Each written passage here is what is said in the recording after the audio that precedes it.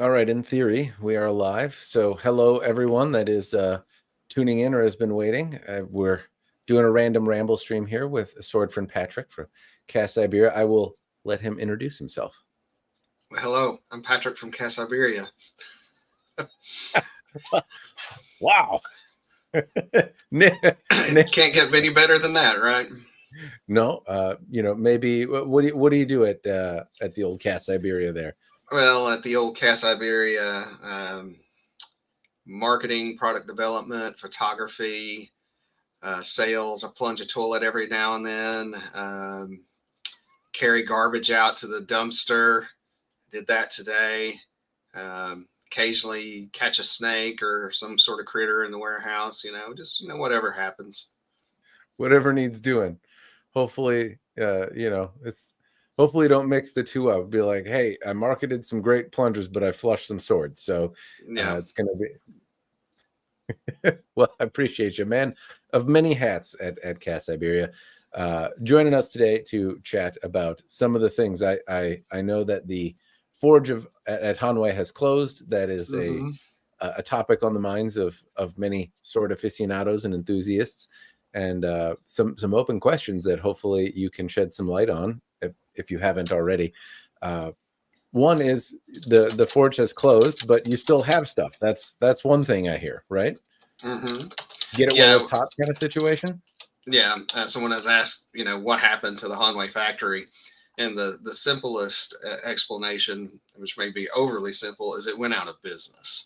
And what does that mean? It means the company for the last several years had struggled.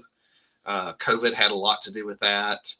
Um, Mainly the the means of profitability, just really kind of dried up. As you know, or may not know, China is in the middle of a bit of an economic depression right now. Evergreen, which was the big real estate, most of their economy was built off real estate. Evergreen, the big real estate developer, folded. Uh, they basically had cities and buildings full of apartments and things like that that nobody lived in. It's like they were building ghost towns on this false economy, which had a lot of impact. COVID really impacted Hanwei because a lot of their secondary suppliers, things that they got to make, because they don't make Sageo and things like that. And, they have to source all those products. A lot of those types of businesses went under during COVID. So, I mean, it's just been a real struggle for the last 4 years. And then, there were some issues with the government, and, China's like the world's number one or number two polluter. And, they were coming in and, telling them to clean this up, clean that up. And I mean, there was a whole host of issues that was causing them problems.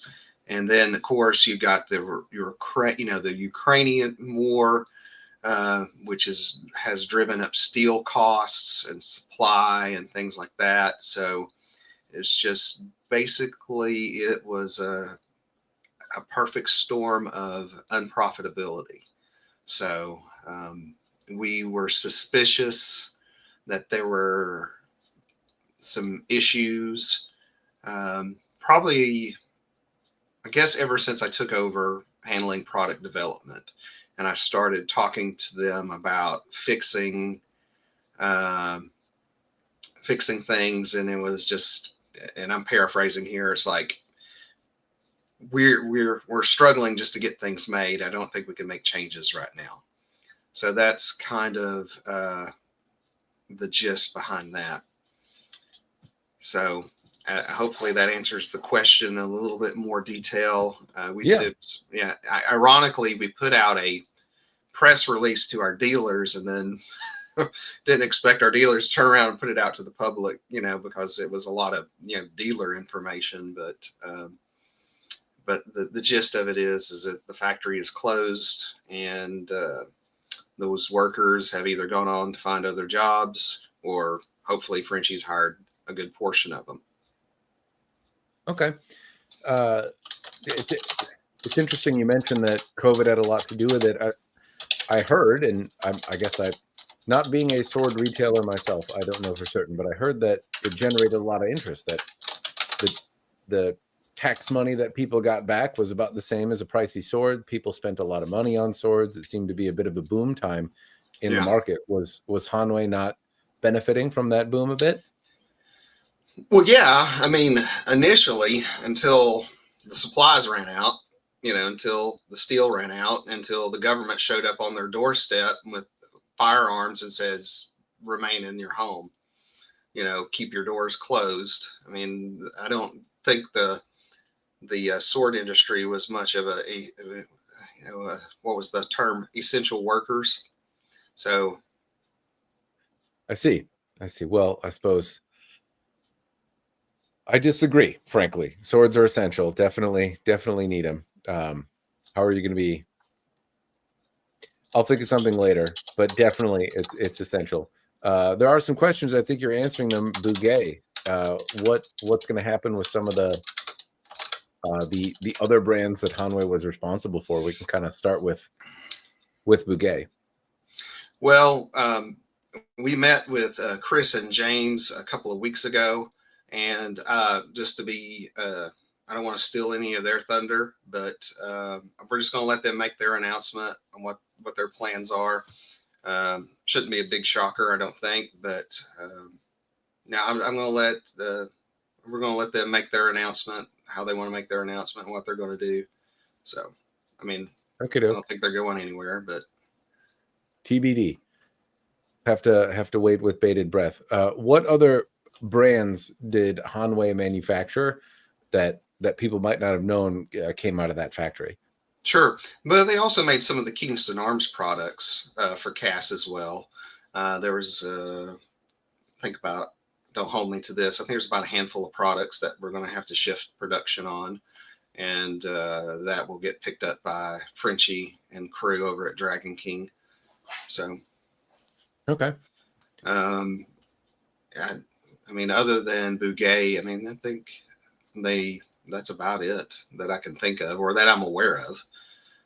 They did other things for other people, in the Pacific Rim that, I may not be aware of, but because they made a lot of different things for the Chinese market that we didn't carry, that, most people here probably wouldn't want. Do you see that shifting? Is there more of an interest in Chinese arms than there used to be? No, I've not seen that myself. It's hit or miss. I know our Scott Rodell product seems to do pretty well, but of course, when you've got somebody like a Scott Rodell or a James Williams to spearhead a brand, it always helps. But I am working with Scott on some new models. Right now, we're just trying to get his old models into the production schedule for 2025, 2026. We've had some inventory on it, so they're kind of kicked out towards the end of the year a little bit. But for the most part, we're moving forward with those products for sure.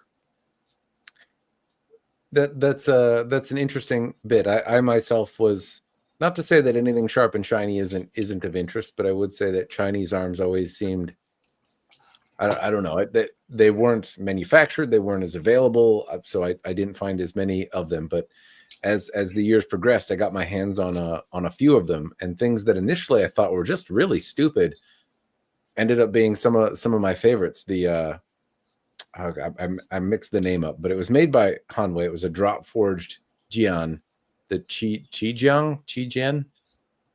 I can't remember. I can't remember the name, but it was a one-piece construction Jian that was. Oh yeah. Okay, yeah. Actually, we have a Woots version of that. It's not on the website yet. Then I'll be uploading sometime here in the next couple of weeks, hopefully. It's a model that continued production? I thought it stopped and it wasn't well, it was they had a few, before the factory closed, they said, hey, we got a few of these odd pieces that you may or may not be interested in. And we grabbed quite a bit of stuff, the things that we didn't carry. So if you go to the CAS website, go to the limited page, there's a lot of products there that are basically one-offs that you'll never get it and you'll never see again. So, well, now I have to. That's an interesting one, especially because I remember seeing the photo releases of it when it came out, and I thought that's stupid. I don't like that at all. And then somehow I ended up with one in my hands, and I was like, "This is awesome! I really like this. It feels fantastic." yeah. There are some odd ones here. Okay, so you've got a big. I suppose I could share my screen and not, bring the audience along for the journey here. Let's all go for that magic carpet ride, y'all. See if I can figure out how to do it. Bam. Okay. There we go. All right. The old Han sword. That's an oldie but a goodie. I'll go up to the top. Copper Gate. You won't see those again. That knife right there is one of my favorite. I was surprised they still had some of those. I'm probably going to pick up a couple for myself, the Citizen. And if you're a fisherman, if you scroll down, that folding fillet knife, it's actually a really good knife. Man, there's only one available. Seems a popular one. Yeah. Yeah. That used to be a very popular product. I think that tooling got burned up in the factory fire. German trench knife. That's a good one. This is an odd one here. Yes, these knives were made after I left the company in 2006, so I don't know that much about it. These particular ones, it was more than likely it was a passion project of Paul. Just want to make it to show I can. Damn it. Yeah. There's the Dragon King Zatoichi limited edition. Okay. There's a Musashi Wakasashi. If you want to walk, now's your chance. Limited time. Fencing saber, the Orchid Tanto. Yeah. This is a little bit more swanky. I don't know that I've seen this in the assortment. Is this a one-off? That hasn't been in the line in a long time. That went away after the factory fire. There was a silver version of that I really liked. I was hoping there would be a silver version, but the gilded one we'll just have to do. It's interesting that this is something that I would love to see more on, is the kind of elaborate work on the handles and stuff. And this is also interesting, the drilled out little holes and stuff in there. It has some, I don't know, texture and depth I don't normally see on stuff. This would be fun to play with. Yeah. Lots of temptation on the page. All right, here's the Han sword. Yeah, that was a passion project of Paul's. He was basically, I can do this and y'all can't. I can do it and you can't. Yeah. Neener. Okay. Yeah. There was a lot of that.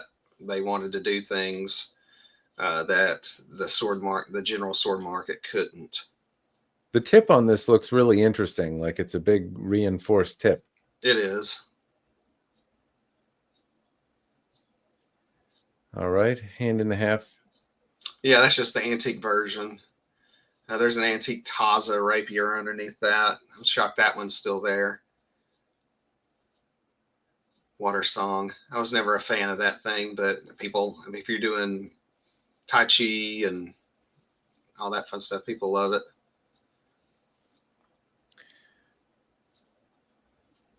Practical backsword. I did play with a sharpened version of this. It's surprisingly fun in the hand. Yeah. Basket hilts are fun.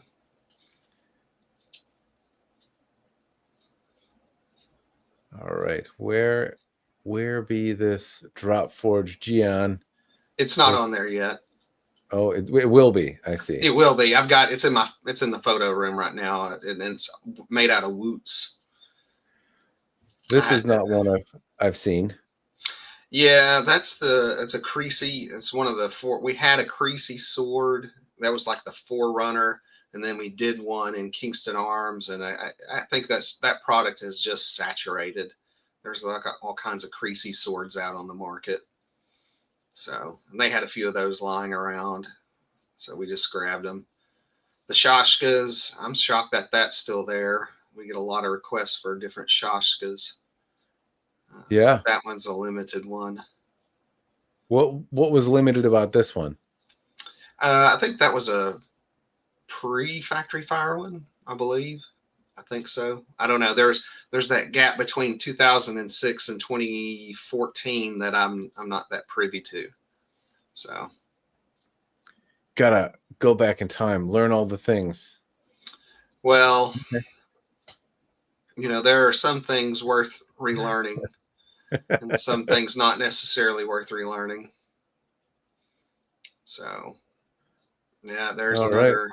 Great Wave Wakasashi. You better grab one of those. We get questions. I didn't even know they had them. Now, the scroll down the next one, that Meijing right there. Now, that is something I remember when that first came out. And what's Sensei Long's? What was his sensei's name? I can't remember. That was his design. I have one of these. You have a Meijing? Mm-hmm. And it's I'm kind of surprised that it isn't didn't stick around in the assortment, because it has a popular wave theme that seems to be very very popular in terms of katana. There's a lot of different wave themed katanas, but this one has a different motif than what you typically see. The scabbard, as well as the kind of alternating pattern on it, gives it a little bit of depth, a little bit of fun to look at kind of thing. And it's a very comfortable blade to use. So if somebody had like a Shinto and they wanted something that had like the folded steel in it, but still had a kind of classic Japanese theme, I'm surprised that this one just didn't stick around. This is at the price they originally sold at too. Yeah, probably hasn't factored in inflation. Yeah, I mean it's it's probably just been sitting on a shelf somewhere that they found. Would not. I wouldn't know how else to explain it. It's probably just sitting on a shelf somewhere. Well, when I look at like the Han sword, right, that looks like it has the classic Hanwei MSRP. I don't know enough about Chinese swords to look at a $2,600 sword and be like, I'm sure it's got some specialness to it, but this seems to be a kind of a bargain value. This has like the early aughts pricing from the website on it. Well, Matthew, for right now, $990, this one can be yours by clicking buy now. Would I need a partner for my, what would be better than one Meijin katana, but two? I like the model though. It's a fun, kind of contemporary looking, but with some zhuzh to it. I like it. So all of these things were kind of random things that you picked up from, or the majority of them from. Yeah, just before they closed the factory, and why they had them, and who knew, could have just been sitting on a shelf. It's like, hey, we got one of these. Well, folks in chat, that as I'm looking through, I see so a Practical Plus Iaito for $550. Iaito can be expensive, but for an extra $500, you get like one of the higher end folded steel schmancy pantsy. Like this was in the line of the Tiger and the Tori and the Kami, and it's in that scale of things. So schwanky. I will I'll stop browsing. I'll stop making you look at your own work. Thank you. I've been looking at that website all day. Yeah, the Woots one is an interesting one though. That does sound fun. I especially found that drop forge Gion, when I saw the video of it, I never thought it would be one of my favorites. But then I got one in a state of disrepair, and I ended up having a handle put on it that was, because the Samegao on the one that I had come off, and I acquired it by way of a bunch of swords that I was buying, and me and the seller just couldn't quite come to terms on the katana that I was after. And so he's like, well, I have these other things. what if I throw those in kind of situation. And one of them was that Dion that was all kind of beat up. We were able to come to an arrangement with some of the other oddities that he added in, and it was missing the Samegao on it. But when I picked it up, I was just like, oh wow, like this is really, really kind of charming in the hand. And so I sent it off to somebody to have, I don't know anyone that could wrap it in Samegao, but I did know somebody who could wrap it in what the hell was it? Leather. I was doing a live stream of like, what am I going to do with this thing? Let me try to clean it up. And somebody made mention. Uh-oh, it looks like I lost my camera. Somebody had made mention like, hey Matt, I could just wrap that for you. And I think I stopped. I was like, what am I even doing here then? I'm done. This is over. Stream over. I'm going to send it to you to wrap it for me. And that's what I got back.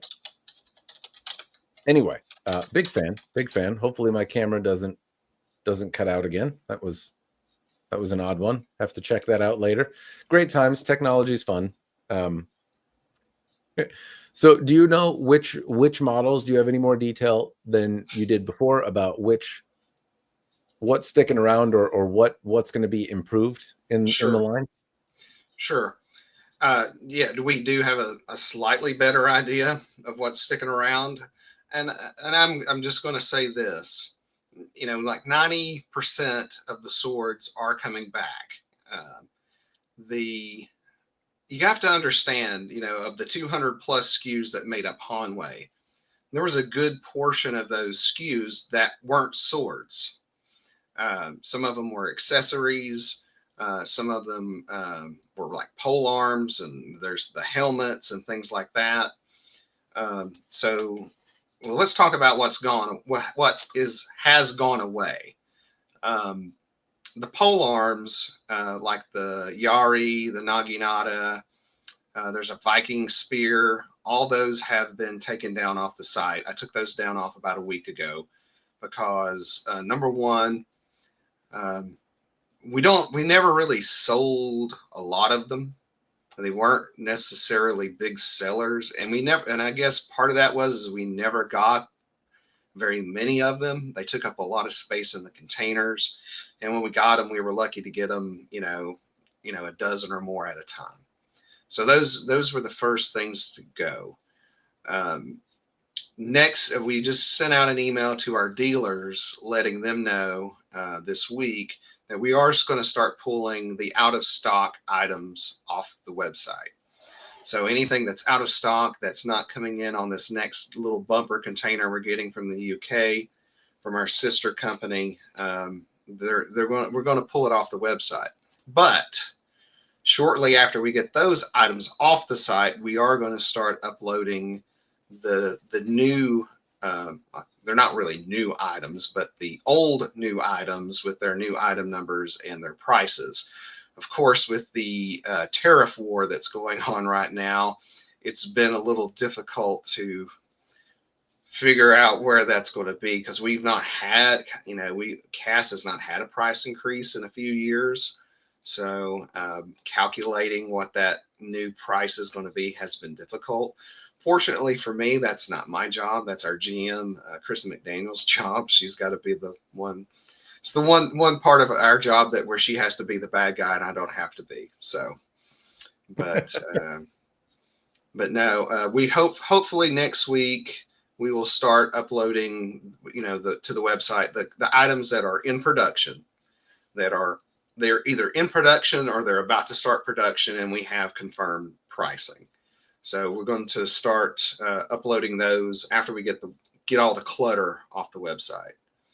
So that will. So with 90% sticking around, what you mentioned the Naginata, the pole arms, does that encompass the 10% that's leaving, or are there some other? Yeah, there's some.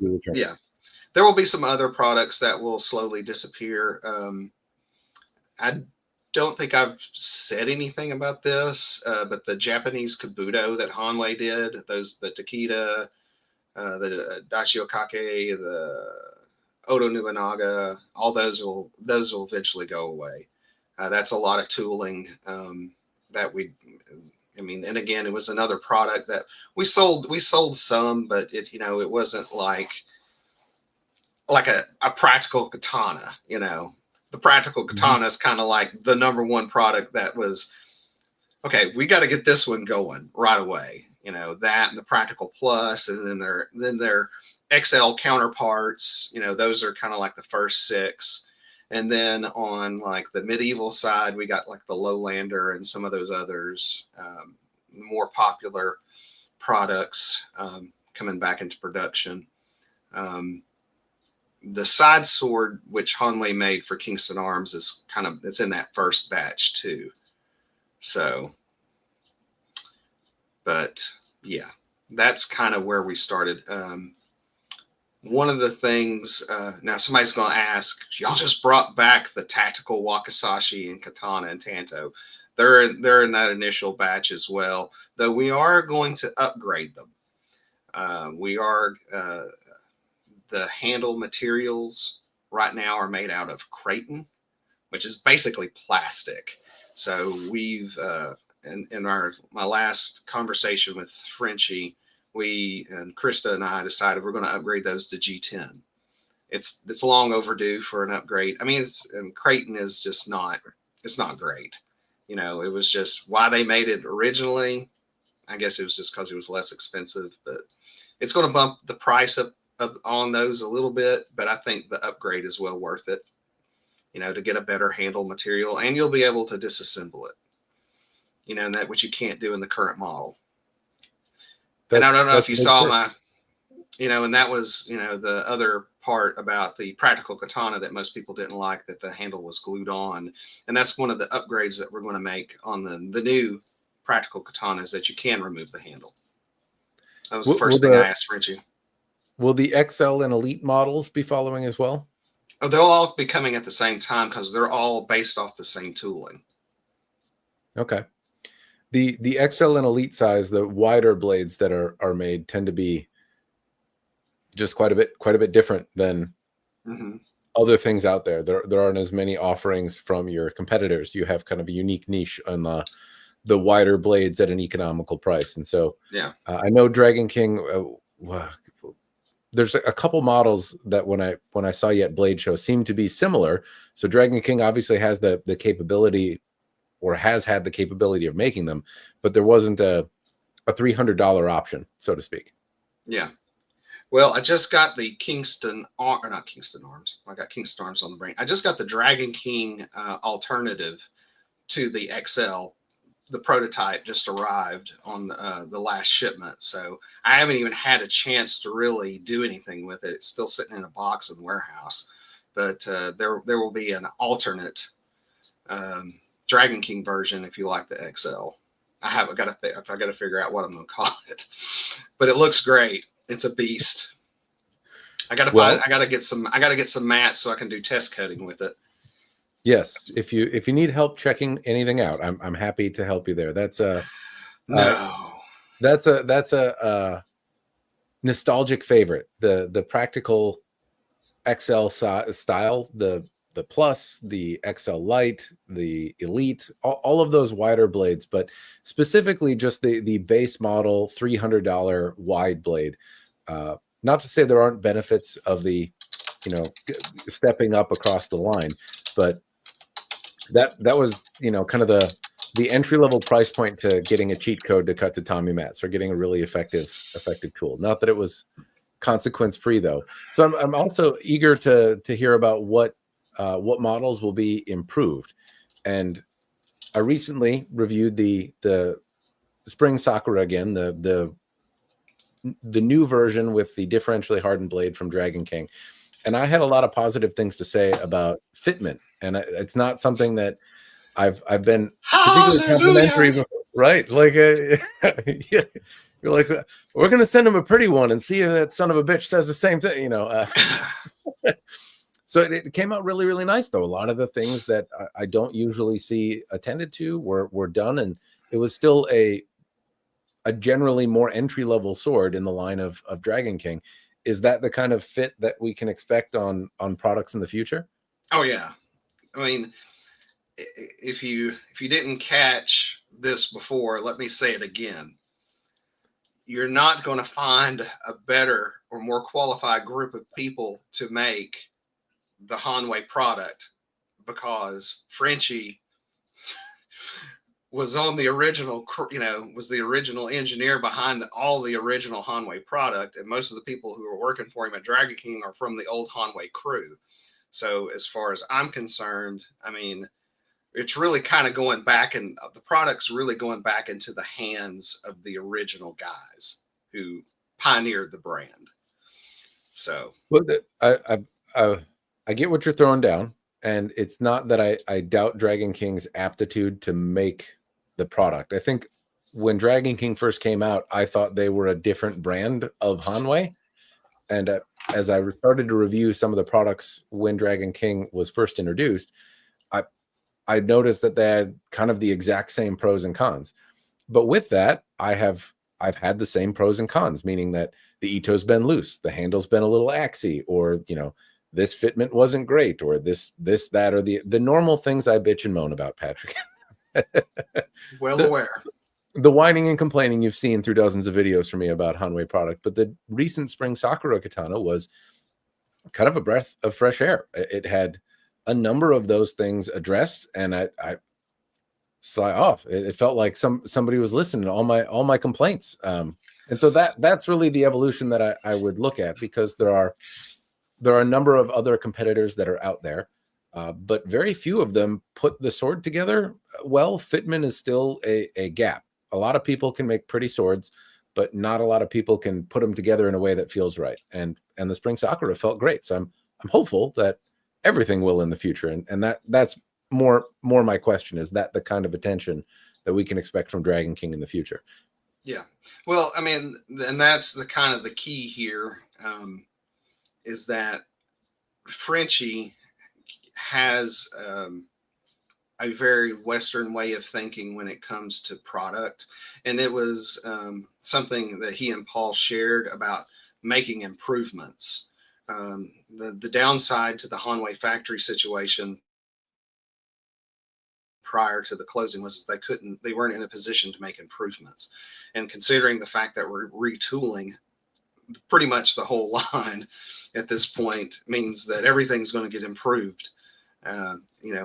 Newer factory, newer equipment. But Frenchie is very receptive to feedback. So anytime an issue pops up, immediately there's an email. I said, hey, we're seeing this issue. In the next production run, you need to keep your eye on this. But you got to also remember, we still got maybe 100 sitting on the shelf that we got to cycle through before that becomes a reality. So. Yes. Well, it seems like the benefit of years and years of cycling through emails and issues have materialized into some progress. I don't have the Spring Sakura katana that I had before, but I did have two of the original through hardened models. And granted, I looked at the review that I had done, and it was from a while ago. But I looked through some of the photos that I had, and just a lot of little nuances about the sword was improved. It certainly got more refined, and it's pleasant to see quality go up instead of the other way. To see a lot of the little fitment, like the way the scabbard fit, the way the scabbard tail, like a lot of little things that a connoisseur would bitch and moan about. Those were all addressed. So I was very pleased to see it, and it gave me a lot of hope for some of my favorite Hanwei models being restored, but kind of coming out in a way that might inspire me to part with some money again in the future. Well, I mean, the overall goal is to improve what we had.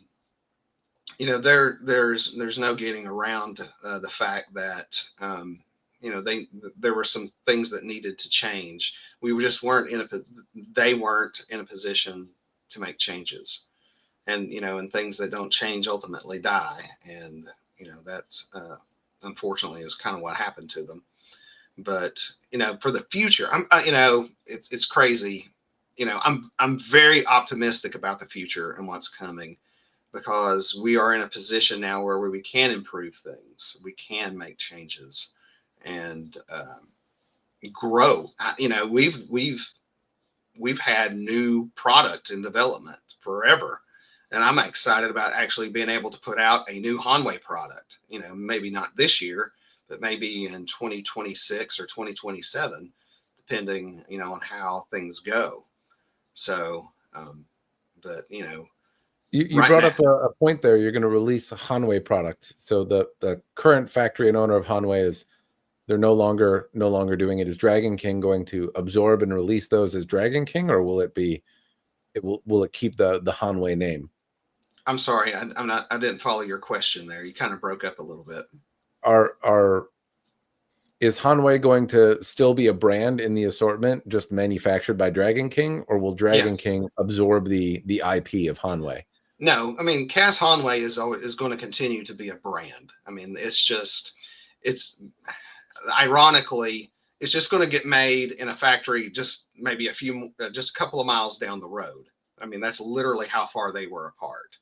I mean, they're basically on the same road in Dalian, China. Probably, just a few minutes walk. So now there are some products that we are going to migrate into other brands. The medieval European swords and the HEMA products will probably be, probably they are going to be migrated into Kingston Arms, because Kingston Arms kind of makes more sense for some of those products, and that's kind of their focus. So you're going to see the medieval European swords get moved into there. So, and all the Asian and Chinese products will remain in Hanwei. So, Understood. Are there any material changes? And so I understand that there's going to be some improvements, and I'm hopeful as well with the changes that I noticed in the spring Sakura katana of what's coming on Asian swords. But are there material changes that will happen as well? Are the swords going to be made out of different stuff than they are today? that's a very good question. For the most part, I would say most of the European stuff will remain the same. As far as the Japanese products, those mostly will remain the same. The question is what to do with the proprietary steel stuff. And one of your favorite katanas, the bamboo mat, it was made out of the proprietary steel. And this was one of the first initial conversations that I had with Frenchie was, do you know what that stuff is? He's like, yeah, it's like one of the original engineers, dude. So I'm like, well, can we make it? And then, or if we wanted to make it, can we? He's like, yeah, I know what it is. And he's like, but it's not necessarily the steel is all that special in itself. It's just the heat treat process by which they do it. So the question Matt should be asking me is, are we going to bring the bamboo mat back? And what steel is it going to be made of? And at the time, you got to remember back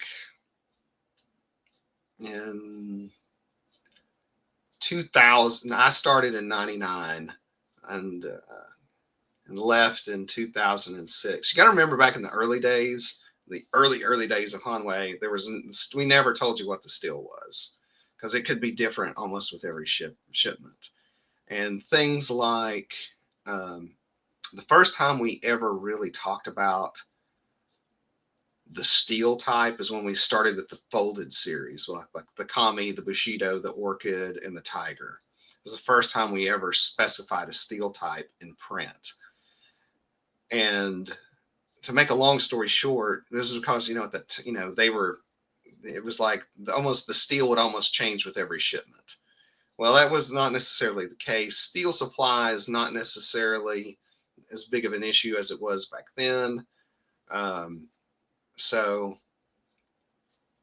why do we need those things, particularly like K120C, when there's now better options on the market? You know what I'm saying?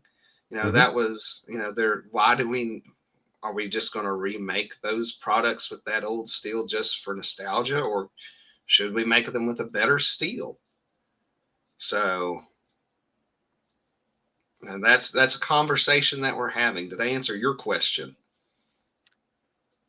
No, but it sounds like maybe. It sounds like you might use the old steel, or you might switch to something better if it makes sense, and you can. So I will say with a 99% certainty, I don't really see any reason going back to K120C. I wouldn't disagree with that assessment. Out of the for nostalgia, I do really like the bamboo mat. I've liked the performance of it, but my nostalgia for that particular sword is really about the dynamic properties of it, and less about the steel it's made from. The fact that it happens to hold an edge really well, and maybe I cut a bunch of stuff and forgot it outside, and it rained a lot, and I had a bunch of beer and it was fine, was also like an endearing thing. But the point is that I like the way that sword feels more than I care about the steel that it's made from. So the preservation of the feeling of it, I think is more important.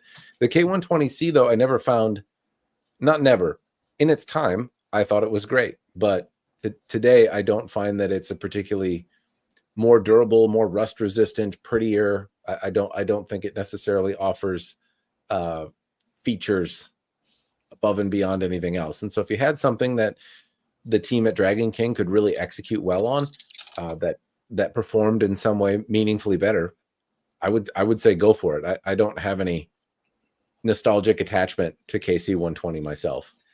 If I had my druthers and our boys over at Bouguet did not mind, I am really a fan of what they're doing with the T10 and 1055 on the new Bouguet swords.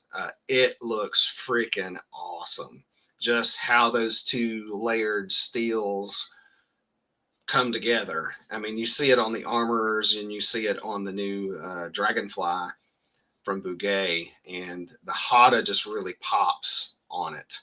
And if I had my druthers, I would rather do that personally. I just think it looks good. And when you got that tungsten steel, that T10 in there too, I mean, it's giving you that more, durability.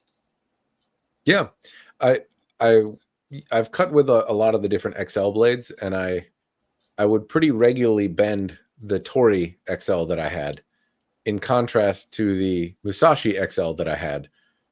Very similar in terms of dimensions and weights and things like that, but one was made out of the KC folded steel, and the other was made out of T10. And the T10 one seemed to be more forgiving of my poor technique than the KC 120 was. It brings up an interesting point about steels, though. Is there plans to keep the L6 series, the Mantis, the Celestial Hunter? Yeah, no, that was part of our initial discussion with them. Is do I know the Frenchie knows how to do it? I got to stop saying that. Does the factory currently have the capability to do it?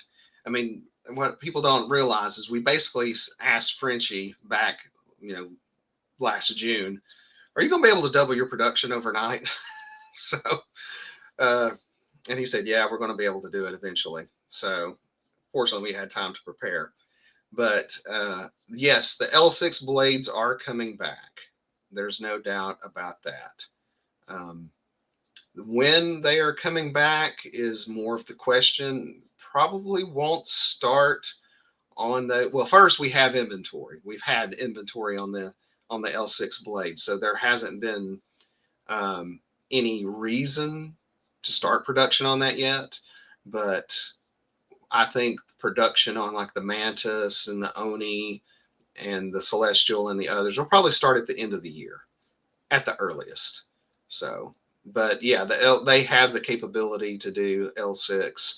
I think right now we're more pressed to get them on out of stock products first. It was kind of my goal. And we right before, at the end of last year, we got a big shipment of L6 blades in. So, we were pretty well stocked going into the holidays with L6. So I see. Is there, I think one of the alluring things about L6 is when done properly, I've had some mixed results with L6, but the when done properly, it's supposed to be an incredibly durable, resilient steel. Is there the possibility of switching it over to some of the steels that, since those products were developed, have been developed a reputation for being more resilient, more durable, like 3V blades or Z-Tough, or I don't know, some other miracle steel that holds up to dumbasses like me better? Well, it all really depends on what's available to them. So I'm always asking, about, different things. Can he get this? Can he get that? And it's just, it's sourcing it. Like I said, right now, with the Ukrainian war going on, sourcing steel is a bit of a trick. And, it's just, what can he get his hands on? A lot of times, just making sure that, we can continue, to be consistent. That's the real trick. So I just, If you import the steel from let me answer. America, then it won't count as imported steel, and you'll save on some tariffs, right? Well, let me just move the population of a small city from China here with all those people with that expertise, and then we'll go from there. But really, to answer your question is, if I am going to go to something, the question is, if I can go to do this other thing, this other steel, are we going to be able to get it consistently? Is the question that follows. So I have not really pushed him to go outside our current wheelhouse of steels, because I know what we can't, with what we have in production is what we can get consistently, and I don't want to go back to changing things up. I do think if there was a new product to go after, in terms of steel, is there does seem to be an appetite for what's the strongest steel, and the strongest does mean doing particularly abusive, dumb things, is the way people are defining that. I often get asked, what is the most durable sword that you've ever tested? And that doesn't mean like what sword has held its edge through 1,000 cuts, what sword has done other things that, if you use it the way a sword is supposed to, has held up the best and given you the least hassle. It's about what sword have you taken to that metal stake in your backyard and has survived the longest. That's kind of where that question goes. And it does seem like there's a fair bit of popularity and interest that's been generated around some of the steels like S7, S5. 3V has also gotten some accolades in terms of the durability that it has. And so if you went down a direction that might get some sword people interested in swords, then if you find one that holds up to metal pipes better than usual. Yes, because you never know when you're going to have to go fight Bowser down in the pipes, right? Right, exactly. My theory behind it is the zombie apocalypse. And when you're flinging a sword around, you're a backyard samurai. You don't have any training. You're not going to hit the spots well. You're going to be flailing and hitting fence posts and brick walls and the ground. So something that holds up well. Well, I'm glad to know we're all preparing for the zombie apocalypse. Yeah, well, the zombie apocalypse is actually already here. It's cell phones. There's people walking into manholes and stuff. No, I agree. There was something I read about the zombie apocalypse, and it was like 10 reasons the zombie apocalypse won't happen. And it was like there's winter and cliffs and shopping carts that they'll get stuck in. But the most compelling reason was that in America, we have to issue hunting licenses. So maybe everywhere else isn't safe, but in the US, hunting licenses are the reason the zombie apocalypse will never happen. And the connection isn't maybe self-evident, but basically, in order for us to have wildlife in the United States and to not make everything extinct immediately, we have to say you can only kill this many things. Otherwise, everything would be dead everywhere. So hunting licenses.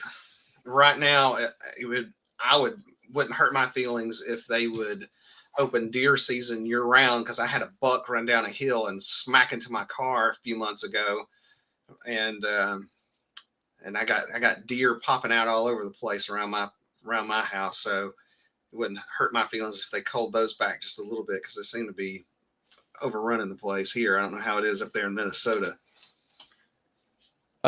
They do run around quite a bit, but when the roads are really icy, you're not driving too fast. So, well, I was stopped and he still hit my car.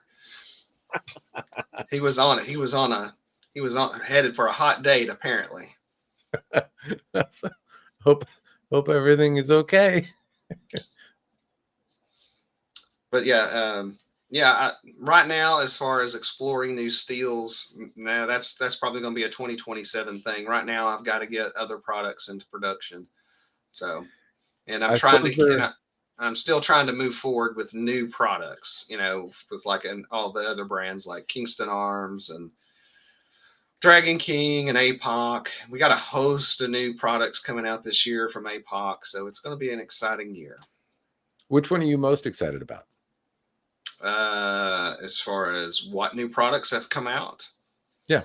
Well, it may not be of interest to you, but our new line of knives designed by Andrew Demko and Mike Wallace, formerly of Cold Steel, that just hit our dock last week. You can find those on apocsurvivaltools.com. Those are very exciting. The Wallace Smash It seems to be a lot of people's favorite. Andrew did this cool little bushcraft type knife called the Hybrid.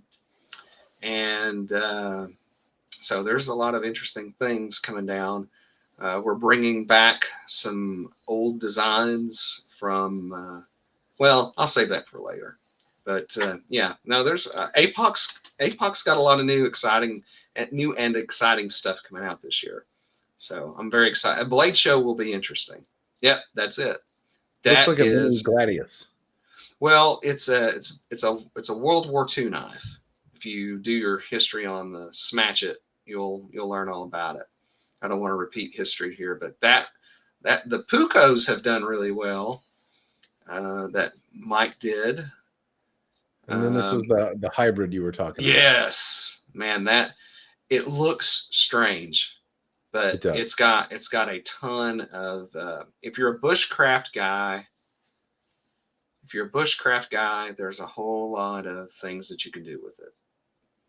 Got a little spike there in the end. You can just like get you a log and just carry it.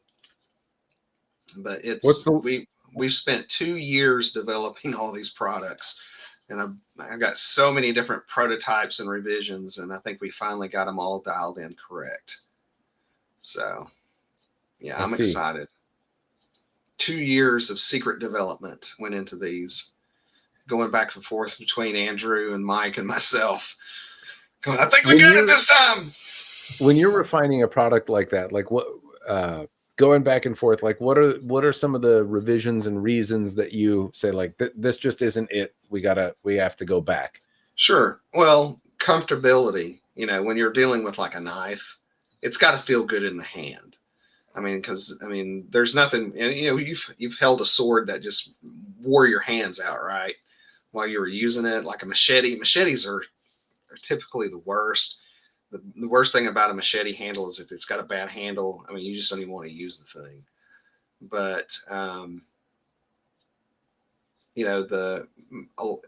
when you're working with, it's kind of a twofold thing. When you're working with a designer, you're trying to realize their vision for the product, and then you've got to make sure that it's practical and it's functional and usable. So, knives have a totally different set of expectations than what swords do, as far as what people look for. Like where you're always concerned about Sageo tightness and things like that. Knife people want to make sure that the handle slabs and the spine of the blade are perfectly smooth, that there's no overlap or there's rubbing. All the edges are rounded, all the holes are countersunk, and that if the handle screws don't stick up and bite. There's 1,000 little things. And when you get into folding knives, that's a whole nother set of quality control standards that you have to hit. And after spending 10 years in the knife industry, working for Frost Cutlery, man, that was a whole nother level of education. Yes, hotspots. Yeah, thank you, Joe. That's the term I was looking for. You might think that there's a fair bit of overlap in terms of what people look for, but it is quite different in terms of what makes a good sword versus a good knife. I mean, there are some fundamentals that absolutely overlap, and there's Sure. probably more overlap than not. But Blade Show, that was one kind of education for me. Is I got to see people that made swords primarily, also at a knife show displaying knives, and their knives had characteristics of many swords, right? So lots of distal taper, like that. It might look simple, but it had, you know, some nuance to the shape. But there'd be a little less attention to some of those, like, are the scales like, is the woodworking on the scale perfect? Is that fitment, you know, like 100%? And some of the things that the sword community slides a little bit more on isn't tolerated in the knife community. So you'd then see knife makers make swords, and you'd see this perfectly uniform, you know, sword that looked like a big knife, but it also had the weight. I mean, it had kind of, a lot of them were quite clumsy feeling and didn't quite feel right in the hand. They were, you know, kind of bulbous handles that really filled your hand up. And if you were trying to chisel with it, you might be okay. But if you're trying to fence with it or move it around, it was just not the right shape. And I thought it was interesting that sword makers make baby swords and knife makers make big knives. And I'm sure there's people that do really well at both. It was just interesting to see a lot of the people that really focused on swords seem to miss some of those details and make, you know, maybe, I'm sure they were okay knives in terms of functionality, but probably knife collectors would look at them and be like, it's not very good. And the same is true of the knife makers doing swords. Well, and that's, you know, this is what I love about working with Andrew and Mike, is that they are both two very accomplished knife makers and designers. Mike, you know, Andrew Demko is pretty well known. Mike is known more in an inner circle kind of a way, but Mike designed several of the some of the most popular cold steel knives that are still around, like the Colossus, the Immortal, the Storm Cloud, and the Bushranger. So we've actually got some real, I mean, as far as I'm concerned, these guys are in the top echelon of knife designers working for us, working on these designs for APOC, which I think is going to push us, you know, into the right direction than we want to go. Because I mean, these are not sword people developing, you know, developing knives. These are knife people developing knives. So it's a great collaboration. And I probably held this project back more than they did, because I wanted it to be right coming out of the gate. And it's not that I don't do that with everything else, but this was, to me, was special. I can see that. When you have the kind of top tier designers at your disposal, and you got one shot to really make a really awesome first impression with a project like that, you want to make sure it's perfect. Were there nuances to that design that, you know, if I take the Smatch It, for example, or the hybrid, two products that you've said you were excited about, what little refinements kind of gave you the most trouble, or do you think you just didn't quite get right throughout the iterative process? Well, I'm sure you did, obviously. Well, I'm sure that your sword people are going to be very bored by this, but I'll talk about it regardless. When it comes to knife design, it's a lot about lines. Unfortunately, I don't have a knife here I have to move all my knives out of here. I mean, it's about lines. It's about curvature, and it was really like trying to get the lines right, you know, from like the pommel or the butt of the knife. Well, that's a great example right there, because this was one that we struggled with, trying to make sure there's a perfect line that goes down the center from the tip to the butt, you know, that centers all the way down. I mean, and there's a lot of grind work that's got to go into making that perfect. So, I mean, and it was funny, because I mean, Frenchie and crew, we all talked about setting a standard. You know, we have to have, if we're going to dabble into the knife world and we're going to sell to the knife world, you have to have a defined standard. for it doesn't matter what product it is, what matter what knife it is, it has to have a standard that you always do this, you always do that. And I think it took us 2 good years to get the standard that we wanted it to be. And then I turned around and said, now we have to apply this to the existing product. So, but I'm excited. It took us a long time. And, I'm very proud of what we've done. Hopefully Andrew and Mike should have their production samples today. It'd be fun to see the iterative process to, like if you had the first round draft, kind of I'm sure there were some sketches of what we wanted, then what came out the other end, then to hear about the concessions that had to be made, the redesigns, the toolings, how you could get what you wanted. Maybe some things came out better than expected, and some things had to be, thrown out to work within the realm of capability.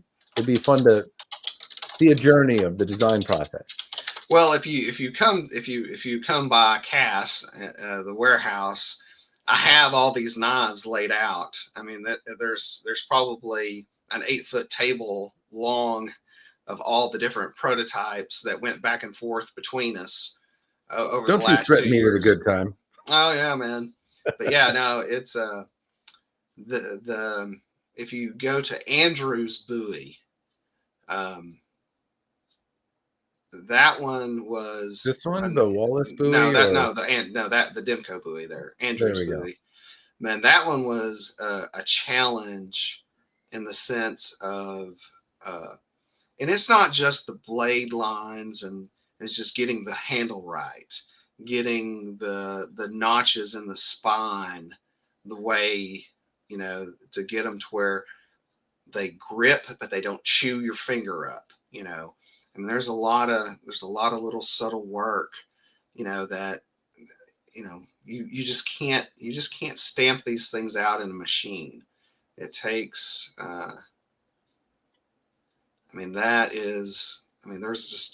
but yeah, if you looked and saw all the samples, you're going to see like the smatch it with like a Sharpie line and like arrows and all kinds of little notations on the blade and things like that. And I've got probably 400 photos and like half a dozen Adobe PDFs with comments and illustrations and things that's going to be fixed that took like 2 years to get these things launched.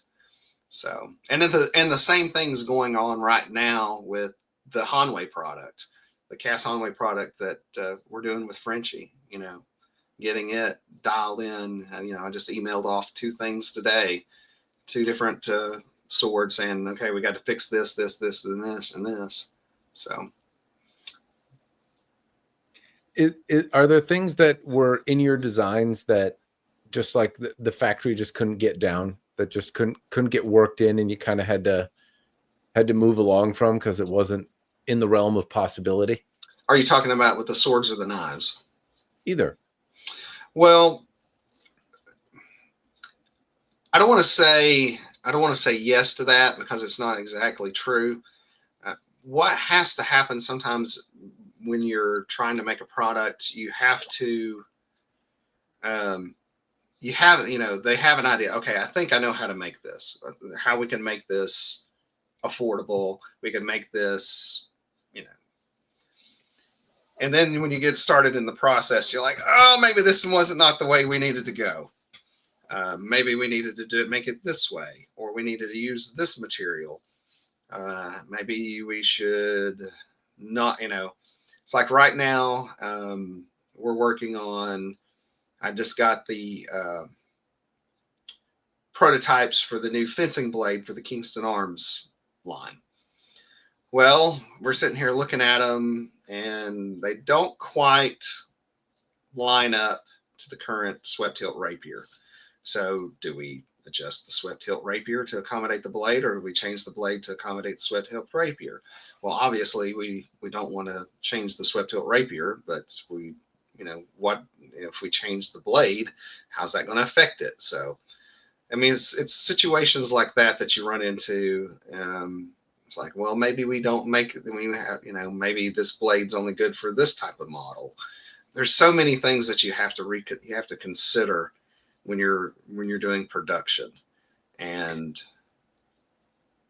have there been things that you thought would be a great idea in the design of a sword, or something that, like, on paper you thought worked well, but then when you saw the design in person, just was like, ooh, let's not do that?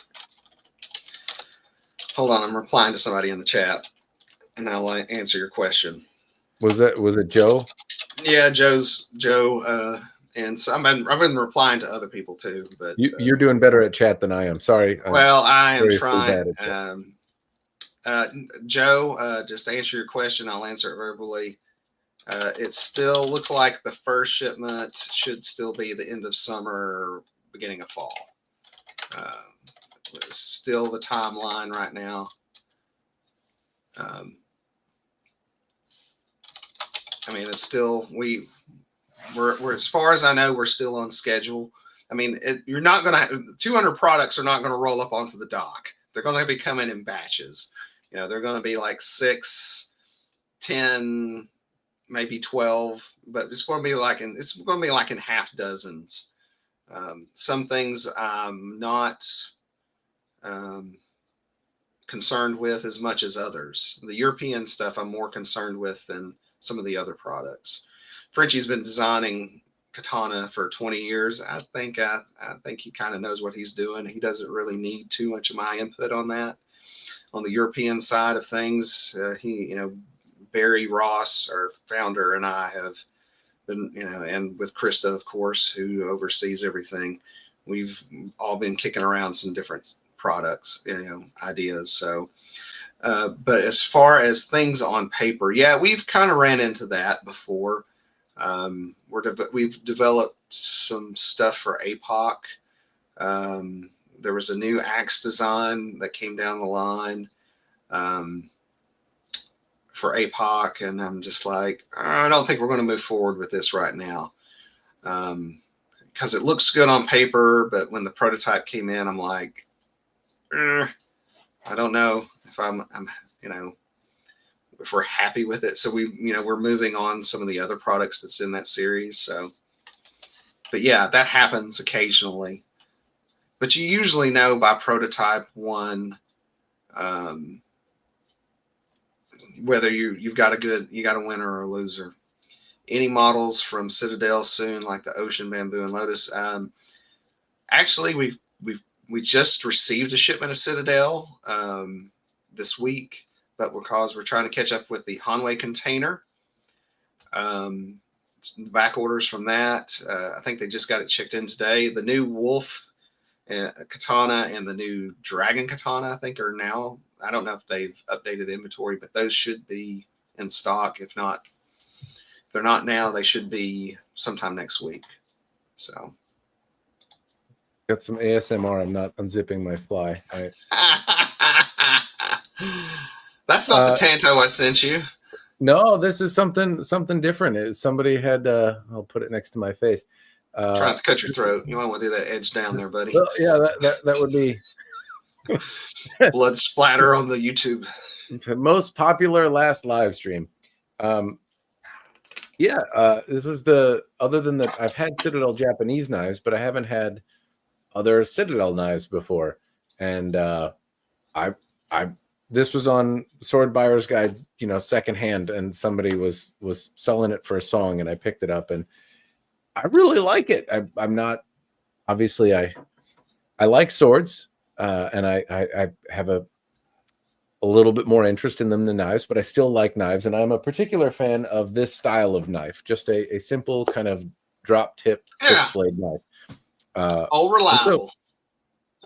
Yes, and so when I saw that, hey, a maker of swords that I really enjoy has a style of knife that is in my general wheelhouse, why not? How does Citadel hold up with its knives? Are they don't seem to get the same level of attention as some of the other vendors do, but I'm curious as to why that might be, and if you plan on stocking more knives from them. Well, I'm sorry, I'm replying to the chat. That's all right. And the Tonto, I keep handy. Yeah. Citadel knives are second to none, in my opinion. They may be to the average knife person. Since I've worked in the knife industry, I feel like I can say this.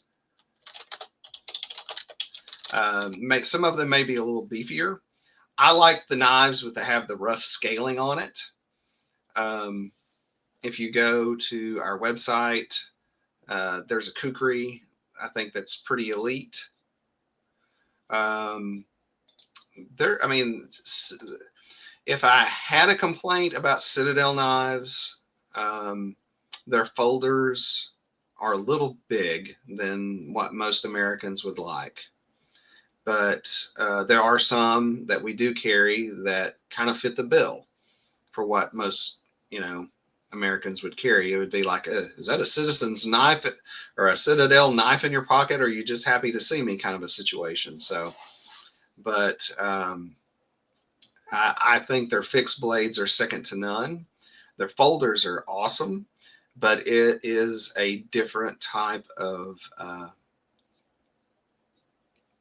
it's not really EDC by an American standard, but they are good knives and they are sharp. I will say this, I've cut myself more on Citadel knives than I have any other knife that I've ever dealt with at CAS, for sure. They are wicked sharp. Yeah, they do a very solid job. I can't complain. But yes, I saw I saw one, and it certainly is different. It seems to have more organic and artistry in it than a typical. That's not a fair thing to say. I know that like the iterative design process is a form of art. There's a lot of creativity that goes into making something that's just a perfect tool. The vibe I get from this knife is that it was made by a competent knife maker, but more that like, somebody fumbled with this one until it felt right, as opposed to I'm trying to make a production run of many things. So I can see the difference. No, the Citadel knives are some of the best in the world. I mean, because they're all 100% handmade. I mean, everything that they make is 100% handmade. There's no tooling or anything like that. They're literally carving that stuff out, and that's what makes them so special. Yeah, I certainly like this one. I know the Citadel swords. I've given high praise for them in the past. The Tonto is to me an extension of the swords rather than the separateness of their knives. I honestly though wouldn't say that the company that made this made the swords. They do seem to be. A lot of times there's like a little bit of DNA that flows. If you make a sword, you can kind of see some of the manufacturer's character in the knives that they make. Yeah. And I don't, not in a bad way. I don't mean it, to be derogatory at all, but like, I don't see the Japanese influence or the way they make their knife, their swords and Tonto in this knife. I would guess it's a completely different company if I didn't know any better. They both have elegance and refinement, but like this seems like a very dedicated knife maker. It seems like a person who primarily makes knives and not like a company really well known for their swords. Yeah. And so I mean that in high praise. I told you earlier at Blade Show, there's people that make swords and there's people that make knives. I don't make that association with Citadel. It seems like they have a very competent knife making understanding, and they have a very competent sword making understanding, and they don't seem to pollute the other. I don't know if they influence each other, but they don't seem to make derpy things happen. No, I mean their fixed blades are great, their folders are great. It's just, like I said, when you look at their folders, it's not, they are very their own unique style. So I'm a big fan of like the Leonardo. That's probably one of my favorite folders that they made. Frost Cutlery did an exclusive on that one in a bone handle that I really liked. Actually, Hold on one second. Where are you? Now, this is one of the few knives that I own, and it is Citadel, and it is the bone handled version of the Leonardo. So Swanky but little it's thing. yeah, it is. It's beautiful. It is beautiful. What attracted you to the? I can bring up a picture of the Leonardo here. Yeah. So this is certainly an interesting design. It looks like a wing. Yeah. I think that's usually it. That's it for me. It does feel good in the hand. It has all the features that I like. Feels good in the hand. It's sharp. Now, obviously, this one I wouldn't carry around in my pocket because, well, it's bone, and it's too precious to me to really leave to leave my house. This one, I may convince the boys in Frost to do it again, but this with a rough scaling, and because this one's polished. Let's see if I can get another one out of them. It's like, you made something I actually want. Can I have that? It's like, yes, you can have that one. But yeah, the Trey Yang one is good. I mean, it's just as good. But I for my personal taste, I like bone. I have not played with much. Anyway, are there more plans to have fun stuff from Citadel? Oh yeah, I mean, I really want to expand their knife selection. Unfortunately, right now we just kind of we were all having problems. They couldn't get the swords and the knives out of the country. They had changed their export laws, and they had to file for like this permit, and so it took us the better part of a year to kind of figure out what size of a shipment kind of went through their system. The first shipment that we did was like huge, like 4 huge boxes, and that took forever. And then we scaled it down, and we've slowly been cranking it up. And we finally found the right size of shipment so we can get Citadel in on a consistent basis. And that's been really Citadel's biggest hang up, has been their government trying to get it out of the country. Well, plus now you've got probably some tariffs involved, but at the same time, you don't have as many extra ones. Does that make Citadel more competitive than it used to be? Well, I think it definitely doesn't hurt it having its eyeballs tariffed out.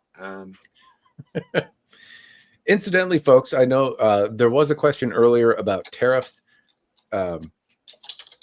They are more complicated than you might expect. So there is and keep me honest here, Patrick, if you know something I don't, but you hear that there are tariffs going on. True. And you hear that there are certain percentages that are added. Yes, but there's also some nuances for things that are already taxed at certain rates. And then if there is aluminum or steel, which are 2 components that are pretty commonly used in swords, one of them in particular that is very commonly used in all of these things, they are taxed at an additional rate. And so some of the you may see the media suggest that, hey, swords in China, or China is going to have an extra 10% tariff, but that might be only part of it. There may be additional adders that go on there in the event it incorporates certain amounts of steel, and based on the weight and how much of it is used, there's some stuff to figure out that I have been trying to figure out, and it is it's very complicated and hard to deal with. So imagine the work that goes into saying, like, hey, how much steel is in that Citadel? If I just bring this page up here, Port Patrick wants to restock Citadel stuff. How much steel is in the bamboo Citadel katana versus the mushroom knife? We have to know exactly how much steel is in each one to assign the right taxonomy. I think I'm going to have you defer that question to Krista, because she's the one that actually has to deal with it. We have our harmonized tariff codes that we have to, import with.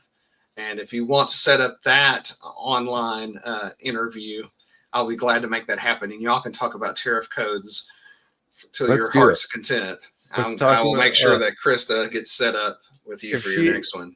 If she has the sole duty of dealing with that hunk of shit, the poor gal, that's a bottle of some scotch or something needs to happen. That's yeah, she has to deal with all that, unfortunately. And fortunate for me, I don't. But yeah, like I said, we haven't had a price increase in a couple of years, so it's going to be very interesting. And not to get political, but I'm just going to be very blunt and honest with everybody. When these tariffs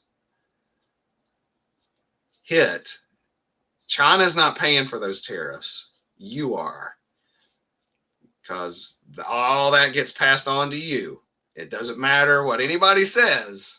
They can say, yeah, they're, the tariffs that's China's paying for it for the stuff that they're importing, but you're paying for the stuff coming from China to here. There is, I don't care what anybody says, all that stuff gets tacked on and it gets passed on to you. So I don't care. I'm an independent. I don't care. Red or blue, left or right. It's just a fact. You are the one paying for those tariffs. That is true, except in situations where it's not. And I think where customers are going to see for small and medium businesses where you're talking about companies that don't sell things to the tune of billions of dollars, those tariffs are passed probably right on to you because there's not enough margin and economies of scale to do anything different.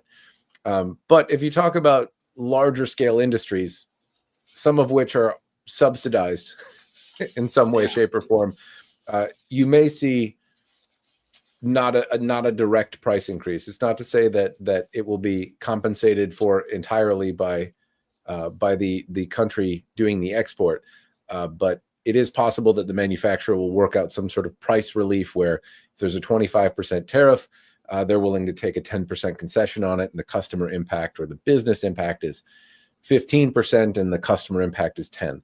So you might see things like that over certain industries and businesses, but I would well expect that if a Citadel sword today is $3,000 and you all of a sudden have to pay 25% more to get it, you're probably going to see a price increase of 25%.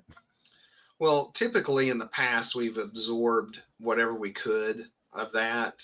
We try not to, we're not, even though we have the disclaimer prices are subject to change without notice, we typically don't, it's not in our nature to change prices all that often. So unfortunately, there is a price increase coming. There's nothing we can do about that. I think when Trump took office the first time, he slapped tariffs on, and then Joe Biden campaigned on taking them away, which he never did. So there you go. And now we've got more. So there you go. Yeah, it's 47, love him or hate him. I can't say that I necessarily disagree with the idea personally of, and it does go political, but just fundamentally the idea that if I wanted to sell you something and you charged me some tariff to do it, that I would be the bad guy for doing the same thing. Obviously, there's nuance and complexity to why that would be made, but in terms of like if my market is closed to you but yours is open to me, why I would be bad for closing it off versus anyway, it gets into stuff over my head. I can certainly say that right, wrong, or indifferent in terms of the reason that it's going on, it certainly does have a pretty big impact on what I do with my day. I've had to become more intimately familiar with some of the taxonomy and codes of things than I would like to be. And I have a deeper appreciation because if it's a simple thing is like, hey, everything from China up 10%, that's not incredibly complicated.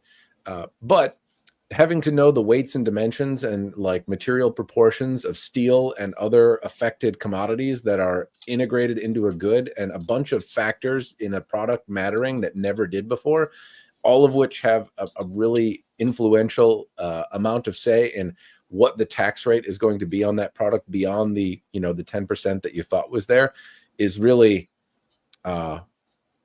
really makes my job hard, like my day job, and I imagine makes your job hard if you have to know exactly how much steel by ounce is in each one of these products. and all that's on the line is your ability to conduct business as an entity, right? Like, it's not like I mean, if you screw up some of these somewhat nebulous rules, then the only thing that you're risking is your license to import goods, which I'm sure wouldn't have any adverse effect on you, right? Like, well, again, I don't care who you voted for or voted against. It doesn't really matter. At the end of the day, the American consumer is paying those tariffs. It gets spread out. It gets spread out across all, if you get a container in, all that cost just gets spread out across each product that's coming in on that container. It doesn't matter. You can't get around it. The government gets theirs first. And that's one thing you got to remember. You don't write out a check. They suck it straight out of your account, people. That's just how it works. I don't know if this, one thing that I don't hear talked about, and that I honestly don't know the answer to, and so I don't think it's political, but that's the strength of the American dollar when you import.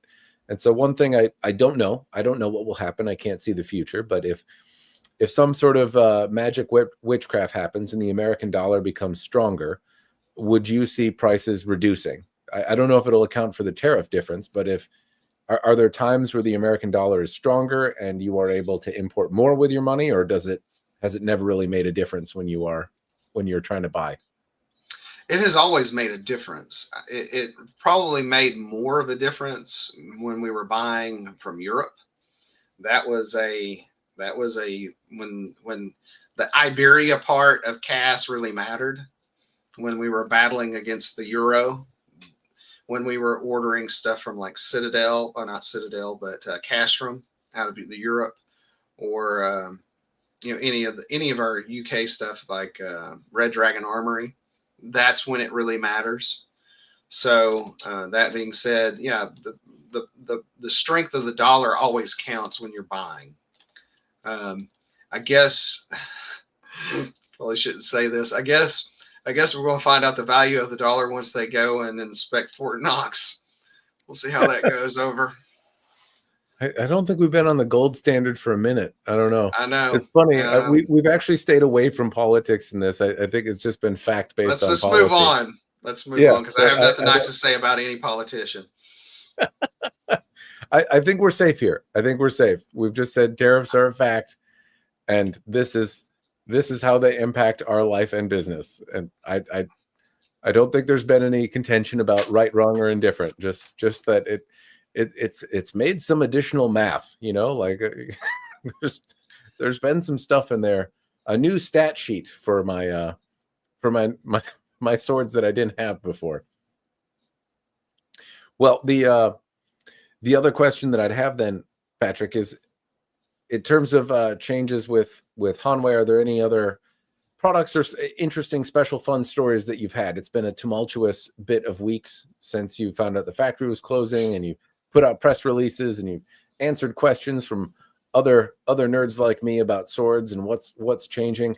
Are there any fun stories that you would share? Laughable moments? Well, the funny part is I went on vacation, because I didn't get to really take any vacation last year. So I went on vacation kind of in the middle of December, and I didn't come back until like the 3rd of January. So, I was off for like 2 weeks, 2.5 weeks, something like that. And so I walk into the office on the 3rd. So I'm sitting down at my desk, and I'm like going through like 2.5 weeks worth of email. And then Chris is like, "Hey, Patrick, you need to come to my office for a minute." And so I'm like, okay. So I sit down, and she's like, "Well, just so you know, the factory closed." I was like, "Oh, great." I guess so that's how I found out, the factory closed. It's like, "Oh, just so you know, factory closed." Well, I'm like, "Okay, I guess we're going to do that plan that we talked about." I'm like, "Yeah." So like, yeah, I guess we got to vacation. You're yeah, holding it like, together. Thanks. Yeah. So yeah, it's like I came back from vacation. I'm like, well, I'm now all stressed out again. Thanks, appreciate that. Now we got to migrate about 200 products to a whole nother factory. I'm sure that didn't In throw the a monkey next wrench in any plans you had. in the next 120 to 150 days. Appreciate that. So, but now it's yeah, it teach me to go on vacation, that's for sure. But no, I mean, like I said, no, we saw this coming. We saw it coming, sadly, and we were prepared. Not everybody can say that. Do I wish? Do I wish I had some particular products sitting on the shelf right now that I could look at? And yeah, it's easy to decide how you want to improve things when you actually have it. And most of what I have in the building, if it's not production models, it's prototypes, original prototypes. Um, we got prototypes going all the way back to the late 90s, but that's not what a lot of those products currently are. I guess here's a good question for everybody in the chat and in the group, and this is a conversation that we're having. The Shinto katana. Do we bother bringing that back? It was kind of like the katana that started Hanwei. Do we keep it sacred and not produce the Shinto katana ever again? It's a conversation we're having.